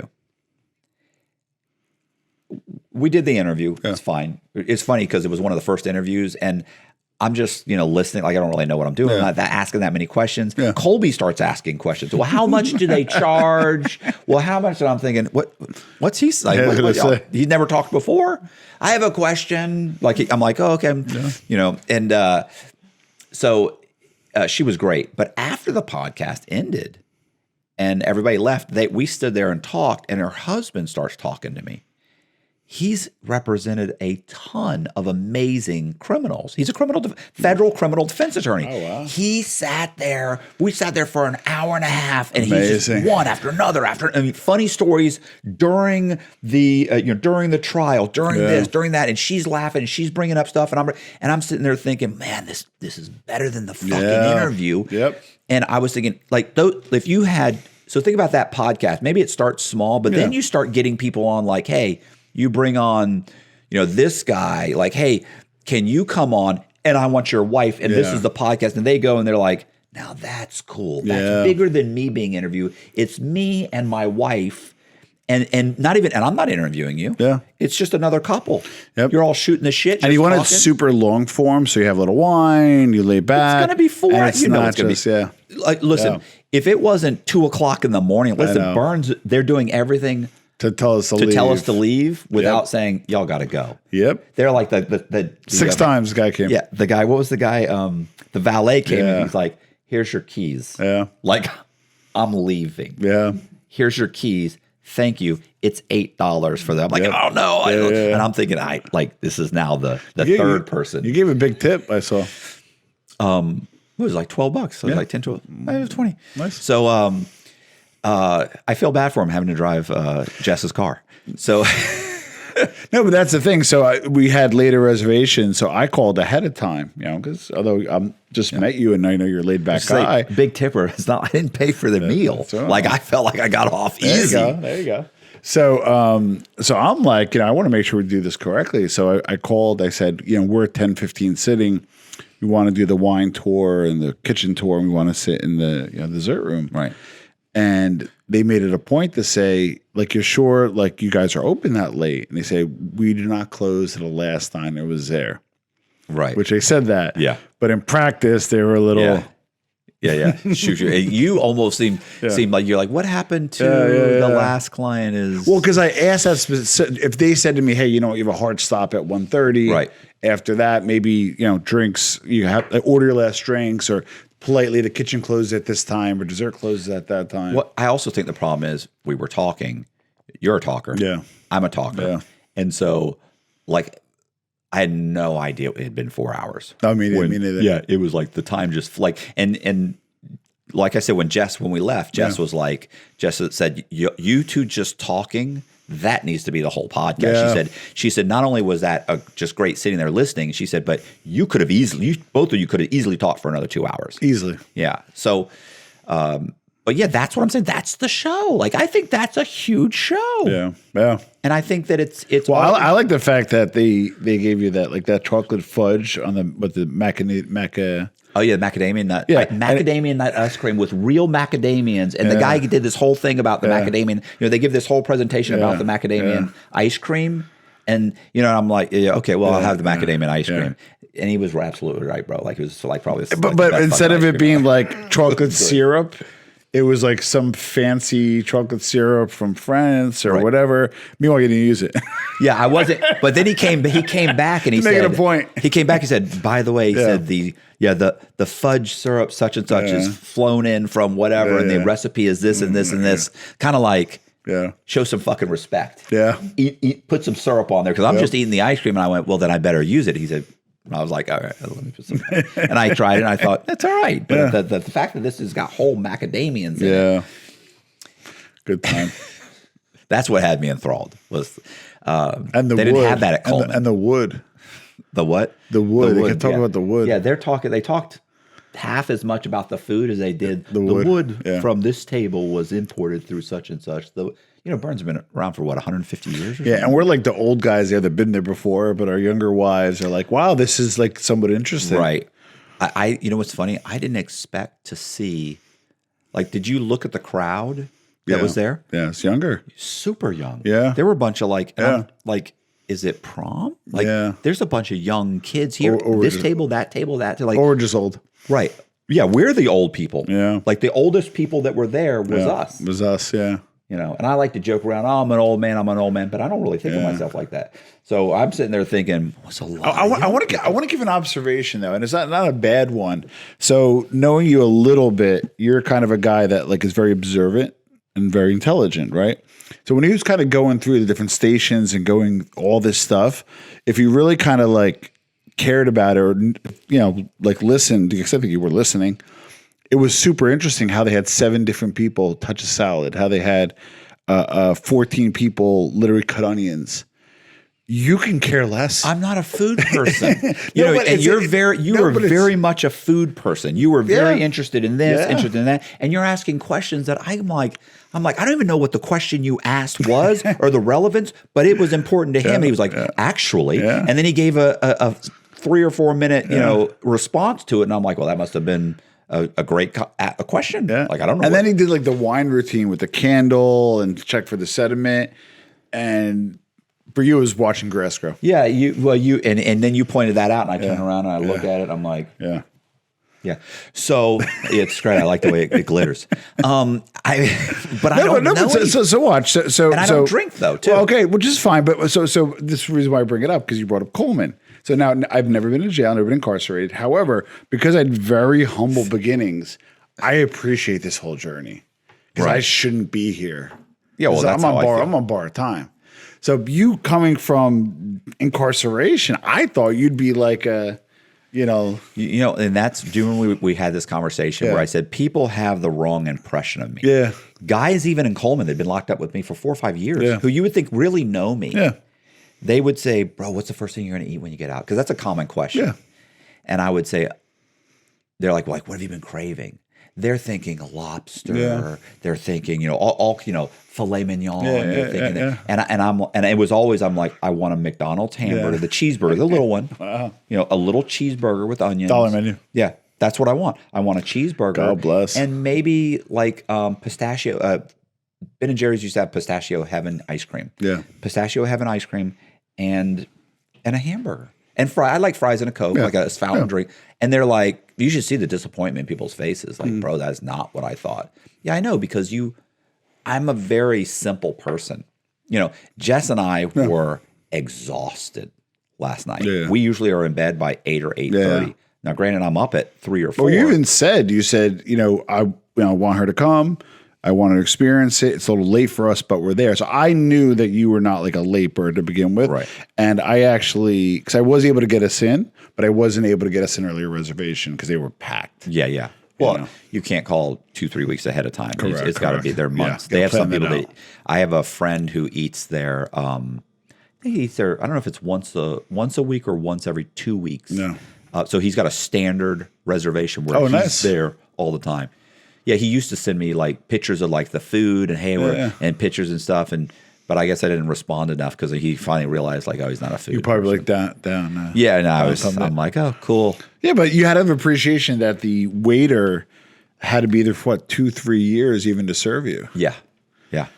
All those guys. Look, how much do those waiters make? Because Jess was like, how much do they make? That's what I was thinking. Even the kid that brought us around and gave us a tour, he like he had it down. Yeah. He knew everything, every station, everything that he was talking about, he had it down. Yep. And so, like, how much? I mean, it's funny too because when he said they're very good to us here, they have a meal for us, they do this, they have a family meal, and $3 meal. They said, yeah. The girl over his shoulder smirked, and I thought he's saying the appropriate thing to say to a guest, whether that's true or not. They really feel that way. Yeah. She smirked. He's saying what's appropriate, and I looked over at her, and she kind of just grinned, like stop it. Yeah. Now maybe it's true, maybe I misunderstood, but I got that vibe. Yeah. But I do wonder how. They said some guys where the gold tie they're 25 years, different stages. So they said the waiters, like you're a silver tie for 2 years. Yeah. You're then a gold tie, a red tie, then a gold tie. Like they have different stages of That's crazy. Which is interesting. Yeah. It is interesting. But when you're talking to him, like I'm not even really until he said that. I thought that I didn't know that. Like I didn't never even heard like what. And then I'm looking at the waiter behind us, who had to be in his 60s at least. Yep. And he's a waiter, and I'm thinking, well, this guy's got to be the top, one of the top waiters. Dog, and you're 60-something years old working here. Like it was so good. The money's so good, you don't leave. Yeah. Like a waiter job that's not a career. Yeah. That's something you do in college. In Europe it is. In the US it usually has like, part-time actor or whatever. But there it looks like their career. And like he seemed genuinely happy to serve us. Oh yeah. That's what I'm saying. Great book. I don't know if you've into books like this, but Unreasonable Hospitality by Will Guidara. They were the people that you ever hear of 11 Madison Park in Manhattan? No. Basically it was a restaurant. It was a very beautiful restaurant. But they said, we want to make this the best restaurant in the world.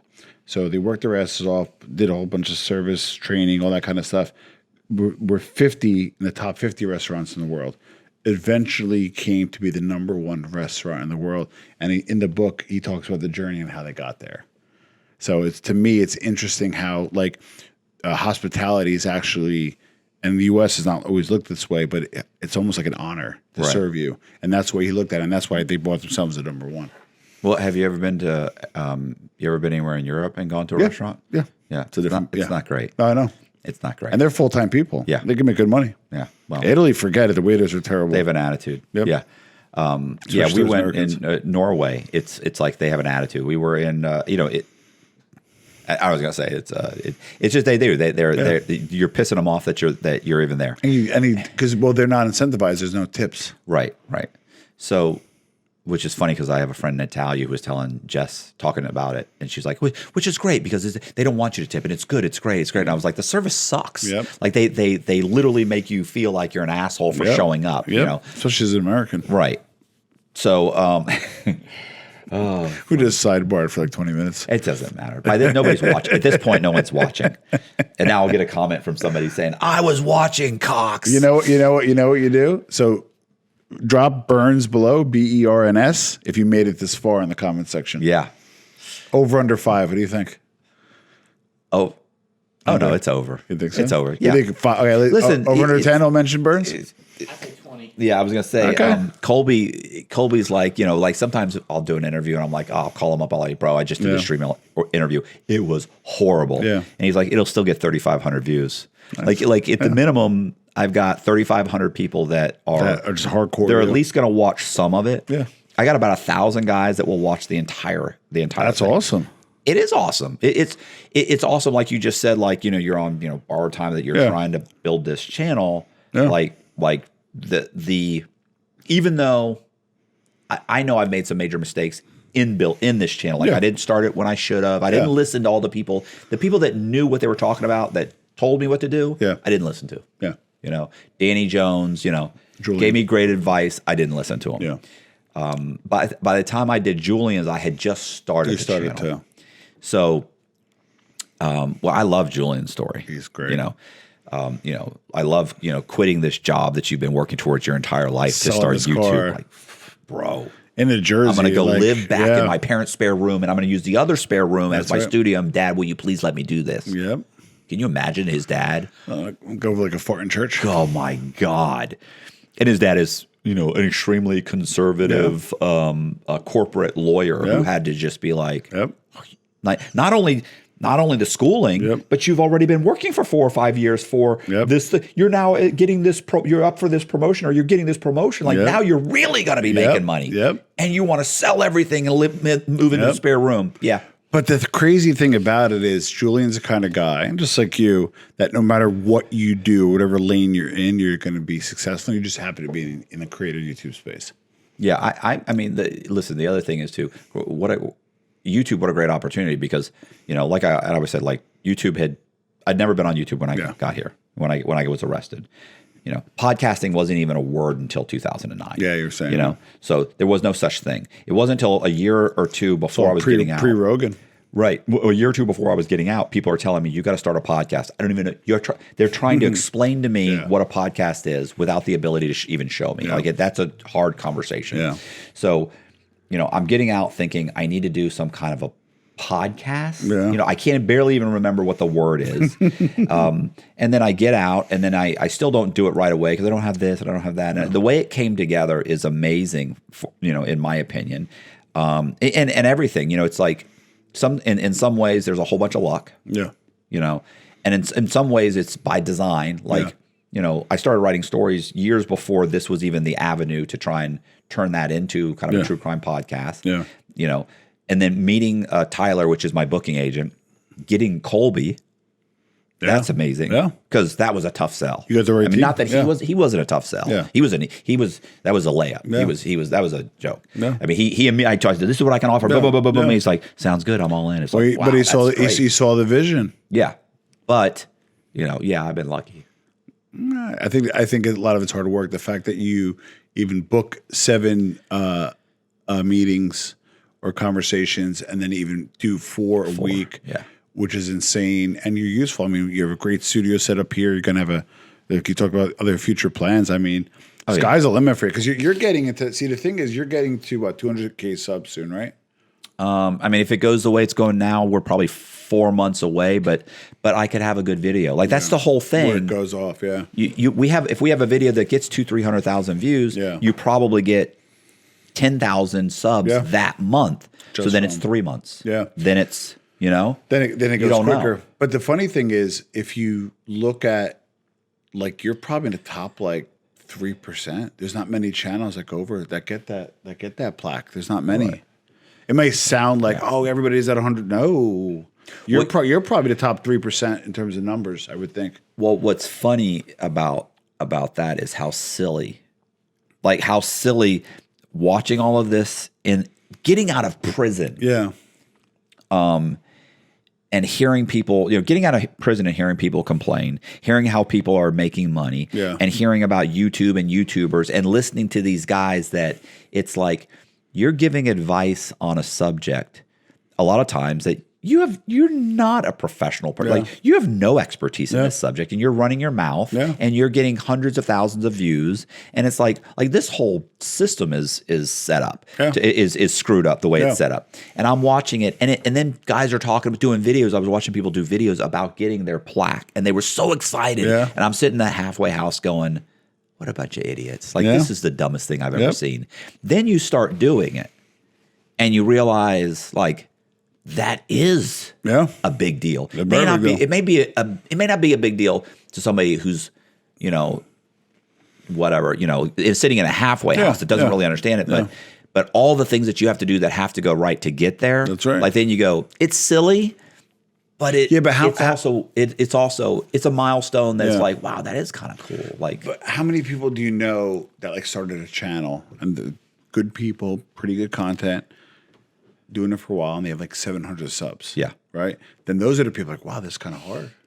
Oh, yeah. That's why whenever I get these people that complain in the comment section where they're like, you're this, and you did this, and this is stupid, and this is how's your channel going, bro? Yeah. It's that they immediately, well, what's tricky is, so everybody kind of has, their own thing in terms of some people, for the most part, views are the most important thing, right? That's who you get paid, right? Right. But that's not what they see. They see subs. Well, so it gives you kind of so for example, you ask somebody to come on the show, first question is how many subs you have. I know. They don't say how many views you get. how many subs you have to kind of give you that like moral authority to come on or social proof. If it's another podcaster, Yeah. I guarantee they go straight to your channel. Correct. They don't give a shit about the subs. They look at how many views is this guy getting. Correct. Somebody who knows. Yeah. But usually a guest asks how many, subs you have. And also, if you have sponsorships, they care too because they have to cover their ass. Okay. I don't really have guys that ask about sponsorships because most of my people they don't even understand. Like a lot of times what will happen is I'll interview somebody and then after the interview, they'll ask like, how does this work? How do you get paid? Yeah. How do you, Yeah. I don't really understand that. Well, I'll give you why I like sponsorships, and I'm kind of working. I had some in the past, and I'm working on some new ones. One is I'm saying your guests. You said your guests are asked about sponsorships. No. Sorry. So the two like. people that care about subs are the ones that come on the show that are not podcasters that are guests. Right. They care about that, and then number two, sponsors also care how many subs you have. Okay. Now that makes sense. They got to justify the reach and how it's spending, that kind of stuff. And the reason why I like sponsorships in that sense, where one is you don't have to rely as much on AdSense. Right. You know that because you can even have like a great video do like 100,000 views and only make $200 on it. Yeah.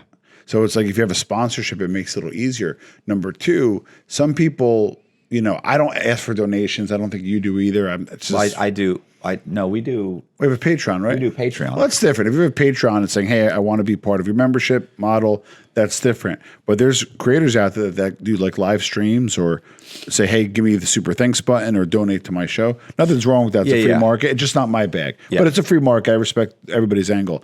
But my point being is I don't like to rely on the viewer's money in that sense. But if I have a sponsor and they want to help the show out and they like the product, they'll patronize that sponsor. So that's why I found out, at least for me, I found out sponsorships tend to work out a little better. So even for a smaller show, you have a different. Your model is different. I think probably the people that are watching your channel are different. I used to think so. So what happened was I had one sponsorship. They do loans, kind of like your old life, merchant cash advance, lines of credit, the real estate no doc loans, all that kind of stuff, right? So not certified. It's just kind of like the aftermarket stuff, secondary market. So I thought there would have been more, and I'm not saying there's not, but I thought there would have been more business owners or maybe the union guy starting a side business or real estate guy who wants a no doc loan who maybe doesn't have great credit. So although it did pretty well as a sponsorship, and Jason's a friend, he's a great guy, and he comes on the show once in a while, that sponsorship fit wasn't as robust as I thought it was going to be. Right. So I'm trying to find the right sponsorship for the show. One thing I will tell you as an advertiser, because I do have a media company, marketing company, I buy media. Right. To get to guys that are in our demographic are very hard to get to. They're very hard to get to. Yeah. Advertisers have a very hard time getting to the 56-year-old male who makes 70 grand a year, who is a family guy, and just maybe does football or fantasy football, whatever that is, right? Whatever the demographic is. But to get to that guy from a marketing standpoint is I think Manscaped advertises all the podcasts, right? Because they want to get to that guy. That guy is very hard to get to from a marketing. It's almost impossible to get to that guy. So here's the thing. What we've kind of we get sponsors, but we get them for a month. Yeah, we get them for 2 months because what happens is that. The guys that are watching my channel are blue collar guys. Yeah. So they're not necessarily, buying the products. And it takes a month or two before the sponsor goes, this didn't do what we thought it would do. Yeah. So you do need that special sponsor that speaks to that guy. You need congruency. You need to have a sponsor. That's what I'm saying. You have to have a sponsor that meets those guys. Yeah. And I literally, we've had. And it's not easy. Well, and I'll get emails from people, from sponsors that I just no, because I look at it and I think this guy might he might do a sponsorship, like maybe he'll pay us or maybe this, but this guy's never going to sell anything. Like nobody's going to buy this product on my channel, so we don't take it. Yeah. Most of the sponsor stuff, like Colby does. Yeah. Colby does he does a narration. Oh, you do on-air reads, like pre-roll and mid-roll. I've done a few of them. Yeah. I'm not great at them, especially if you have to kind of read it. You should do if you read it, you charge more. Yeah, well, and then two-tier strategy.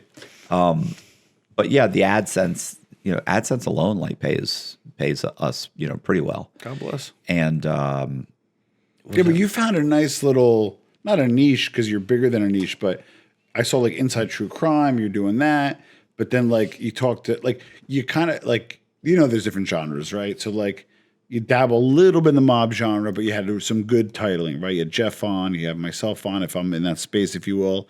But then the prison genre, you kind of got unlocked, which is good. But you're not part of that community. We talked about like Larry Lawton and same thing with with the yeah. So I'm not really the mob guys. Yeah, It's, you're not to the me, prison guy. You're not the criminal guy. But I like the fact that you're kind of a chameleon and able to kind of live in these neighborhoods, but not like be a permanent resident of any. And I think that's your strength, not your weakness. Well, I think.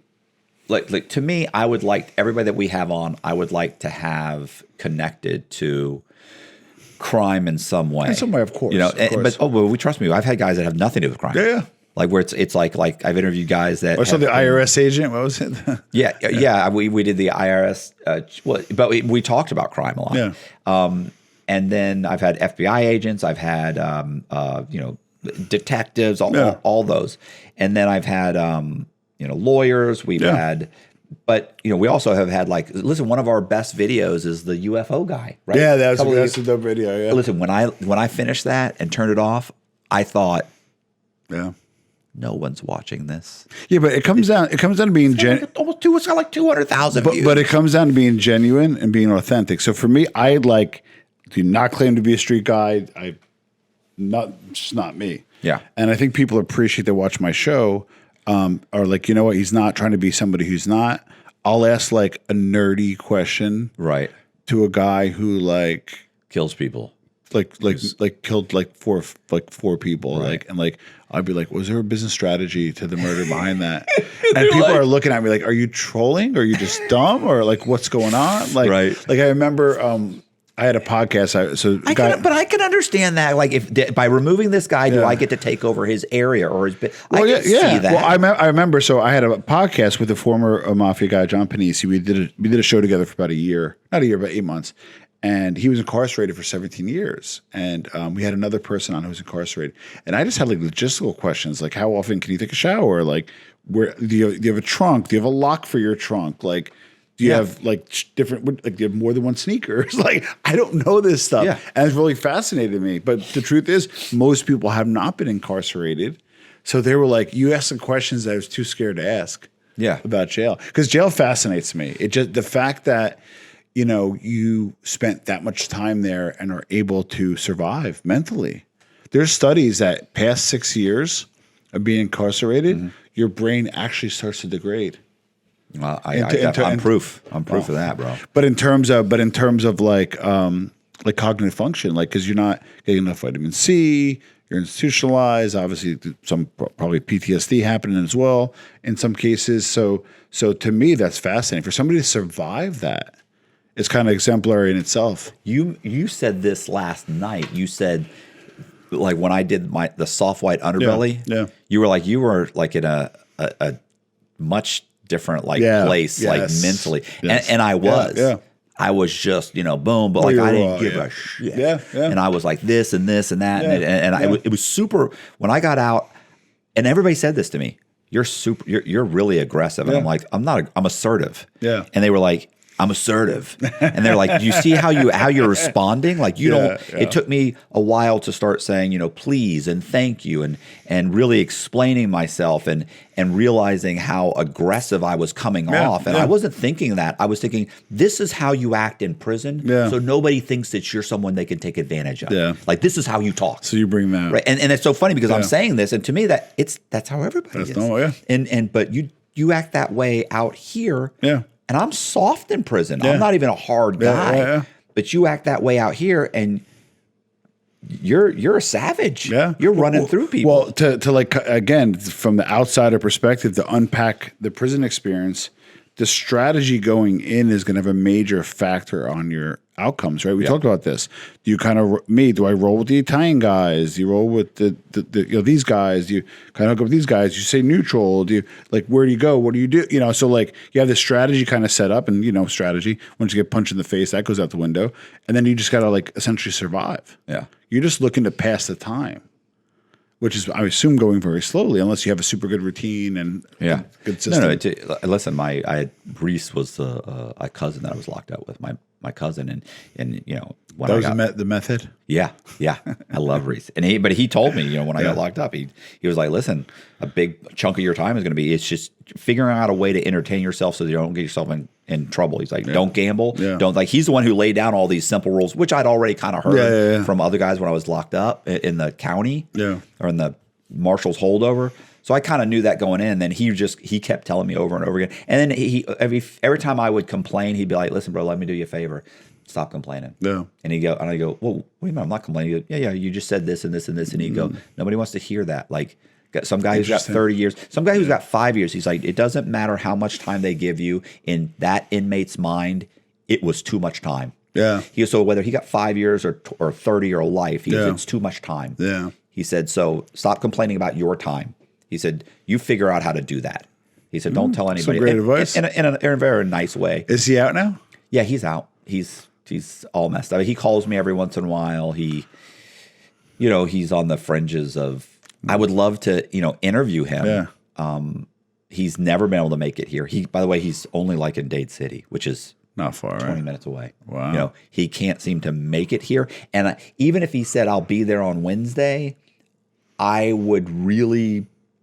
It would be like, Colby, please come. Yeah, but not understand we have to have something else scheduled. Another guest, or yeah, or we could just do a podcast because I kind of go over some of my stories. Like, we'll have to do because that's what might happen. They can control, yeah. Like, don't be irritated if you drive, 45 minutes and get here. Isn't it crazy that I'll fly to Tampa to spend time with you, but other people would? But that's the thing, though. Like, I value people's time, right?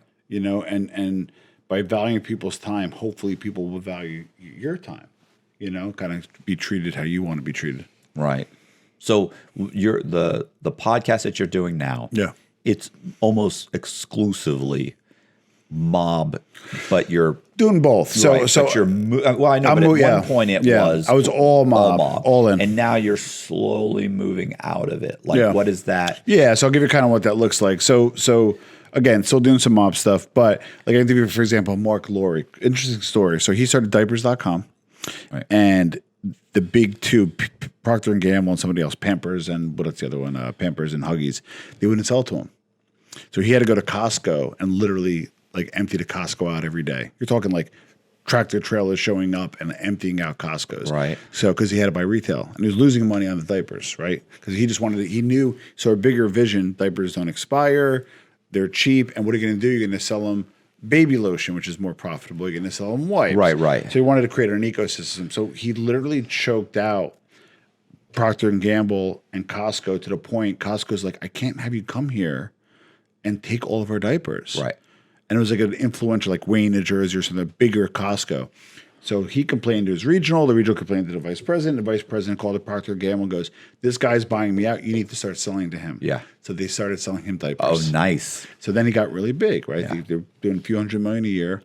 Gets on Jeff Bezos' radar screen. Jeff Bezos starts selling diapers 30% less at a loss to choke these guys out. Right. Because he saw the vision, Jeff Bezos, right? So now all of a sudden they're losing market share. They're losing revenue. They had a good set of customers, obviously. Jeff Bezos buys him out for $560 million. Oh, poor guy. No, but it's interesting is when I interviewed him, you could see he was upset and disappointed because he wanted to sell out for a lot more and he knew the value of it. Right. Because if Jeff Bezos knows the value of $560 million, it's probably worth $1 billion. Right. Now, a lot of people and Bezos created that. He created that price. Correct. Because he started saying, "This is what I'll do to you." Bingo. Sell and out. He started to doing it. So he did work for him for 2 years. It's not people think he just didn't work, but he did work for 2 years. Then he started a company, Jet.com. Jet.com, I don't know if you remember, it was like an online Costco. So if this was $6 and everybody started buying in, it would go down to $5.50. Okay. It was variable pricing based off of demand. He did it to go after Jeff Bezos directly. It was in Hoboken, New Jersey. He did it for 18 months. Got bought up by Walmart for $3.3 billion. So now he became the Walmart.com CEO and took market share from Jeff Bezos, got his revenge. Then now his newest venture, he started restaurants. Pretty interesting. They're in Jersey and New York called Wonder. There's 17 restaurants in this building. 17. So if Jess wants sushi and you want pizza, you could order from the same place. It comes in 26 minutes piping hot to your door. Okay. So he has 17 different restaurant concepts in one single restaurant called Wonder. It's crazy. And he only has 10 of them, and the value of that is worth $3.3 billion right now. He just got a $350 million investment from Nestle. So this guy's a business genius. Right. Like little things. He takes Ubers to work because he doesn't want to waste any time driving because he wants to talk on the phone, be on the computer, or be productive. The guy is a genius. I had him on my podcast. Did pretty well for me, about 20,000 views. But like I have the knuckle dragger on and like he'll do 30,000. I'm like sitting there like this guy's giving like forget about MBA advice. This guy's giving like gold advice. Right. And like just people like, like you should have asked him about this, or like, oh, he was Italian from Staten Island. Because the guy's Italian guy from Staten Island. Oh, was he connected? Like imagine just like He'd he'd look at me like call the publicist like never have this guy call me again. So those are the kind. And then Andrew Bustamante on. Right. I did a little better, about 28,000 views. Andrew, because he has a business now, he admitted, he's like, even though I came from the CIA, came from military background, I was a terrible business person at first. Even though there were transferable skills, he was hard at first from the transition to business. But then he really picked up his own well, and now he kind of gave some really good business advice. You know who it's in the can right now. It's going to be released next week. A guy, you'll appreciate this, a guy called Hyphonics. You ever hear of Omegle? His name is Hyphonics? It's his channel called Hyphonics. 1.1 million subs. This is all he does. Have you ever heard of Omegle? No. Colby, you ever heard of Omegle? It's like a chat room. Yeah. So it's now defunct, but like you would go on. Let's say with your wife or girlfriend or yourself. You just go on. You hit start. It matches you up to somebody. You can chat with them real time. Video chat. If you don't like them, you can skip, or you can stay. You can talk to them for as long as you want. You talk to random people throughout the world, just chat. So it's like the variable nature of it, so it makes it cool. What he does is he will do a show. You should do some B-roll for that because it'll be interesting. For a show, he'll be chatting with you, and then when it's supposed to skip, it like does a little spiral. He edits in a skip, so he's talking to you, right? You're thinking he's gone. He comes back, and his head pops off his head, or he shows his wife getting kidnapped on the screen. Yeah, it's crazy shit. He will be talking to you on this Omegle. Yeah. So you're thinking he skipped, but then he'll come back on and be like, don't say anything. And then he'll B-roll to his wife that's tied up and then go back and his head will pop off his head. He's got 1.1 million subs, and that's all he does is jump scares. That's it. And on TikTok, he has 4.1 million subs. What's his channel? Hyphonics. But you said Hyphonics is his nickname, his moniker, and that's the name of his channel. But that's all he does is jump scares. That's it. But they're brilliant. Right. So like he'll have one person on, and then it's supposed to yeah. So then like I guess he changes or he reroutes the feed, but then he just showed his wife like getting kidnapped, and then his head pops off his body. So and like this 18-year-old's watching and freaking out. But that's all he does. And he live streams 4 hours a night, every night, 4 hours. He's got 1.1 million subs, and 4 million on TikTok. Is to the point that Omegle actually went out of business, his main platform. Yeah, I don't understand. Why did that not do well? Because the monetization was off, and I think there's like some lawsuits who weren't manageable. So now there's like other forms that do something similar. So he went over there, but like his business, I asked him about the business end. Right. Omegle was your number one place. You're about to crash. You should be pack up and go home. What did you do? I just found another one. Right. You know what he runs into? Most people recognize him now because for TikTok. Oh yeah. So what he does is if you say, oh my God, you're Hyphonics from TikTok. Clips. No, what he does is he goes, you just ruined it. You could have been famous. And he roasts them. And then he posts out on it. The guy's just a brilliant creator. Right. He's from Florida. He's not from this area. He's it's your guilty pleasure. Right. And it's so stupid, but it's fucking hilarious. It's So I had him on. I'm fascinated with him. And I got pitched. I watch him anyway. Right. As a 48-year-old man, I watch him anyway. And I watch him on YouTube Shorts. I'll spend an hour on it. So you assume that I was just about to say. And I got pitched. That sounds like such a time suck. And I got pitched by a publicist. I said, oh my God, that's the same guy. I had him on. A true gentleman, a true creator. And he has the struggles we run into: creativity, monetization. Did he run things right? A lot of mistakes. But he's killing it. Probably has about 6 million followers online. Hyphonics. Shout out to John. Good guy. Yeah, I was going to say that. Just to me, it's like I feel like it's TikTok or it's the shorts where I'm sitting there where it's like, oh, it's just 20 seconds. Yeah. It's just a minute. Yeah. It's just a minute. And an hour later, you're like, what the hell's going on? But what's crazy about how am I still watching? What's crazy about his model is he goes live for 4 hours a night, and he has like 3,000 people watching it live. And he still does the same jump scare. It's the same 4 jump scares, same 4 actors, and you're just fascinated by it. It's crazy. It's crazy. It's so weird. It's very weird. But he's a guy that I had on. It's very weird out But here. then the next one I had Salvarino on, which is Totorino's son, the guy who blew up the judges and was the most powerful mobster ever. His son wrote a book, Not an Informant. I interviewed him a while ago, first ever U.S. interview. So I had him on again because the book translated to English finally, and I had him on. So I just have like a really eclectic group: a CIA guy, a son of a powerful mobster, a guy who head pops off his body, like a guy who sold to Jeff Bezos. To me, that's gold. Right. To have that kind of like, I don't think anybody respectfully and maybe there's a reason why, because it might not work, but puts that kind of group together and interviews them all with the same energy. Right. If that makes sense. Yeah. That's kind of the Joe Rogan thing where I'm just talking to people he finds interesting. And exactly. No real. And then I like also a big Patrick Bet-David fan. I don't know if you like him or not, but when are you going on there? I was on his show. Are you on PBD? It's got like 2.2 million views. Jeez. Where you been? He's actually, and here's that's right. You were on PBD. The thing about him. But I researched you. You were on so many other shows. Yeah. The thing about him is, one, he's like 6'6". He's a giant. Right, yeah. And 2, he is. Oh, well, you were old studio though. I was. Yeah, he flew me out to Texas. Yeah, you were old studio. But Mario was on and Saskin. Yeah, and I remember. He was He is exactly the same person that he is. On camera as off camera. You know what I'm saying? Yeah. You can see him thinking the whole time. Yeah. He says the same things. He speaks, his mannerisms the same. He's holds himself the same way. Stand up. Yeah, very boom. Very what did you think about this? Well, he speaks exactly. Yeah.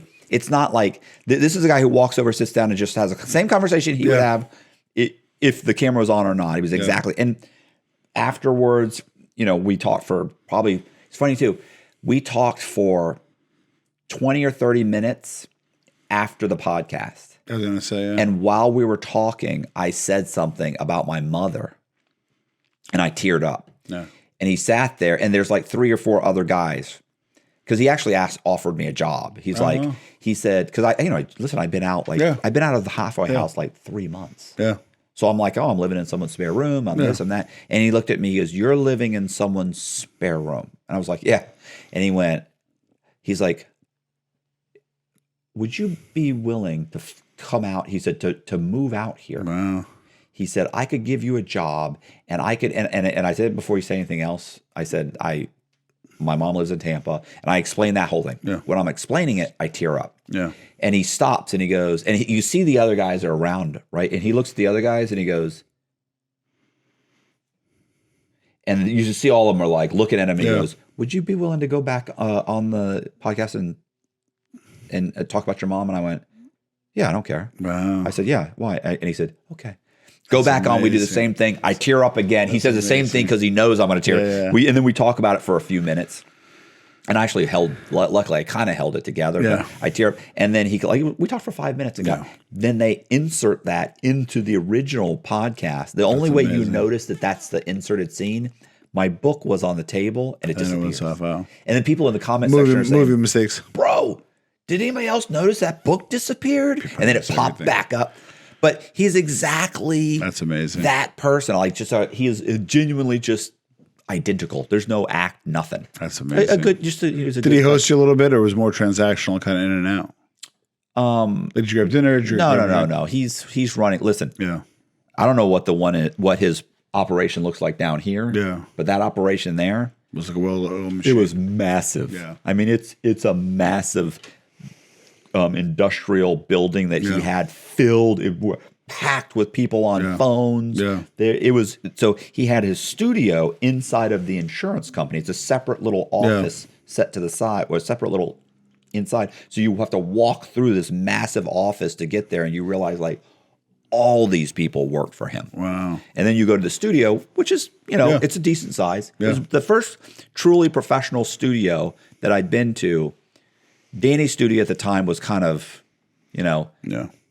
held together with, duct tape and spit. But he had his was His was really amazing. It's funny too because he's got all those statues and everything. Like they're all over the place. Yeah. You walk in, he's got a life size. Well, not life size, but he has a statue of Optimus Prime. Oh wow! When you walked in, That's it's dope. like 15 feet tall. It's huge, and it's sitting there. And you walk in, you're like, this is a guy who's spending his money on all the silly stuff that I would spend my money on. Exactly. I would have a big Hulk statue in the corner if I could. Yep. Jess wouldn't let me, but if she wasn't around, I would have one. You would have one? You know, Optimus Prime. She'd probably have Optimus Prime because she loves Optimus Prime. That's dope. So.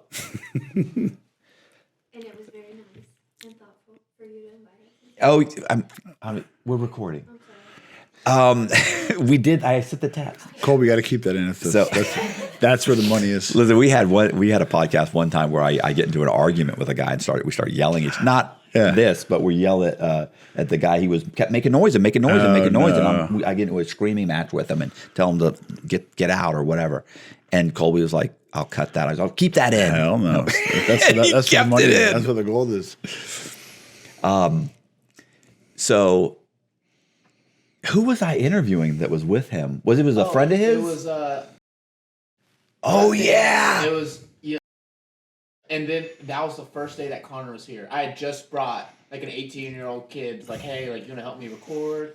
Sit down. Oh no. Super innocent. This guy's on drugs. Nice. He's having he's bumping into stuff, dropping stuff. Like he like Scrubbing the floor. yeah, like well, I don't know what's going on with this nut job. We just moved here. I'm talking to Dan. This guy's banging into stuff. I finally turn around and say, "Bro, what are you?" Then we start yelling. Yeah. Then I say, "You know what? Get out." And then he gets out, and Dan is just like his eyes are. Wow. And I was like, you know what? Leave that in. And then Colby left it in. And then he was mad at me. Amazing. Jess was mad at me for leaving it in. Amazing. So.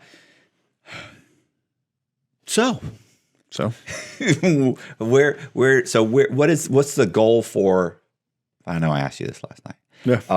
But I mean, you know, would I see myself in 5 years? Yeah. Well, it's kind of, you know, yeah, but you know, it's like it is like kind of like the Julian thing. Yeah. Where it's That's true. Where it's like, you know, like you already have a successful business. Yeah. You know, why aren't you kicking back with that successful business and just So great point. So if I had the magic wand, right? So the first is I want to put out a good and better product. That's first. I want to be product first. So, and you gave some great feedback last night. You're like, hey, the audio sucked on this, and you know, you got to tighten up on that, all that kind of stuff. You're like doing it from your home. It looks kind of too weird. And I love that feedback because I've gotten that feedback along the way. You know this. Forget about the troll in the comment. Yeah. You got to worry about the guy who cares about it and is like, listen, like, you suck. You know, you're like, oh, shit, I care about your opinion. So, and I do care about your opinion too. So I kind of have my own studio now that we have access to. I have a partnership there. And I've been doing some really cool studio interviews. I'm going to try to be like Julian to do as many studio as I can, be studio first. So that's like put out a better product. And then third, make it a viable business. I don't know about you, but I think in the past, I treated this like more of a hobby and not as a business. And I've demonstrated some success in other areas. So I now want to focus more on this to make it like, again, product first, but then whatever goes along with that, you know, whether it be financial reward, better guests, if it gets more work for us in the marketing firm, we use it as a kind of a funnel, if you will. But whatever that pans out, that pans out. But I think that I've always been product first guy. So I think if I'm able to put out a good product, I think the rest will fall into play. That's kind of the game plan. Yeah, that's kind of the Gary V model. Turn your what you need to do to be happy is turn your hobby into a business. Correct.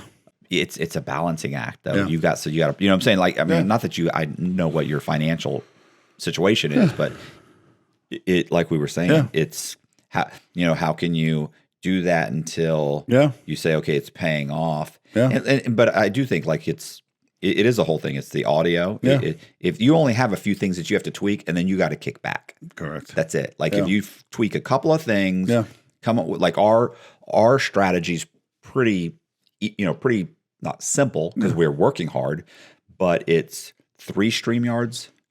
3 remote interviews a week. one in person. Yeah. You know, if we get more than that, great. Yeah. If it, you know, it's not going to work out perfect every time, but 95% of the time, that's basically what we've been able to pull off. Yeah. 3 remotes, 1 in person. So right now for you, it's about blocking and tackling.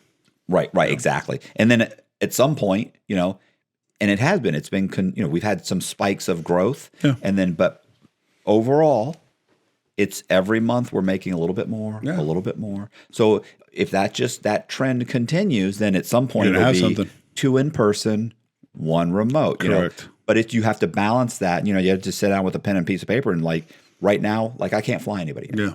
It doesn't make sense. Yeah. I'm going to spend $500 or $600 to fly you in, put you in a hotel, Uber you here, Uber you back. I'm going to end up spending $600 or $700 on an in-person podcast. So I've got $700 into it. And if it makes, you know, if it would have to do 100,000 for it would have to do at least 60 to 70,000 views. Even to close break to break even. That's not a business model. And you have to make money. Right. But remote, I spend absolutely no money. Yeah. We spend $300. Yeah. $300 a year for the platform system. And it's all profit. They do similar amount of in person do a little better views or no? In person does a lot better views. About 60 to what would you say? 60% more? Is that wrong? Generally, like the in person's going to do better. Do better, but you also don't have the carrying costs with the streamer. Right. Going to have the better audio. Yeah. Our guest is controlled.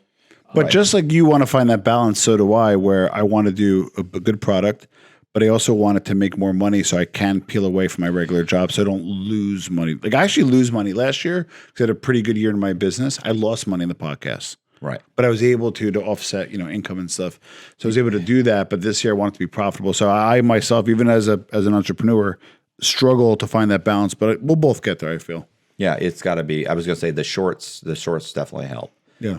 We put out 1 short a day. And we were initially we outsourced that, then we kind of brought it you know, back in, and it adds up. Even at $10 a clip gets expensive. Yeah. And periodically you hit something, you just don't know when it's going to be. So yeah.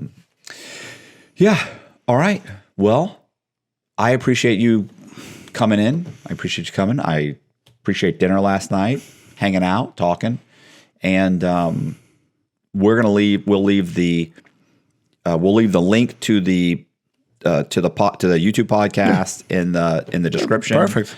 And we'll put we'll do what we can, and then we'll cut up some shorts, and we'll try and share some shorts and do the whole thing. I love it, bro. Right. Thanks for having me. I appreciate it. Thank no you. problem. Thank you, Jess. Hey, I really appreciate you guys watching.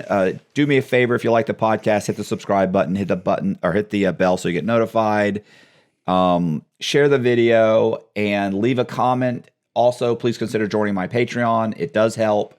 And please consider buying some of my true crime books, including my memoir. But there's a whole bunch of other ones too. Thank you. See ya.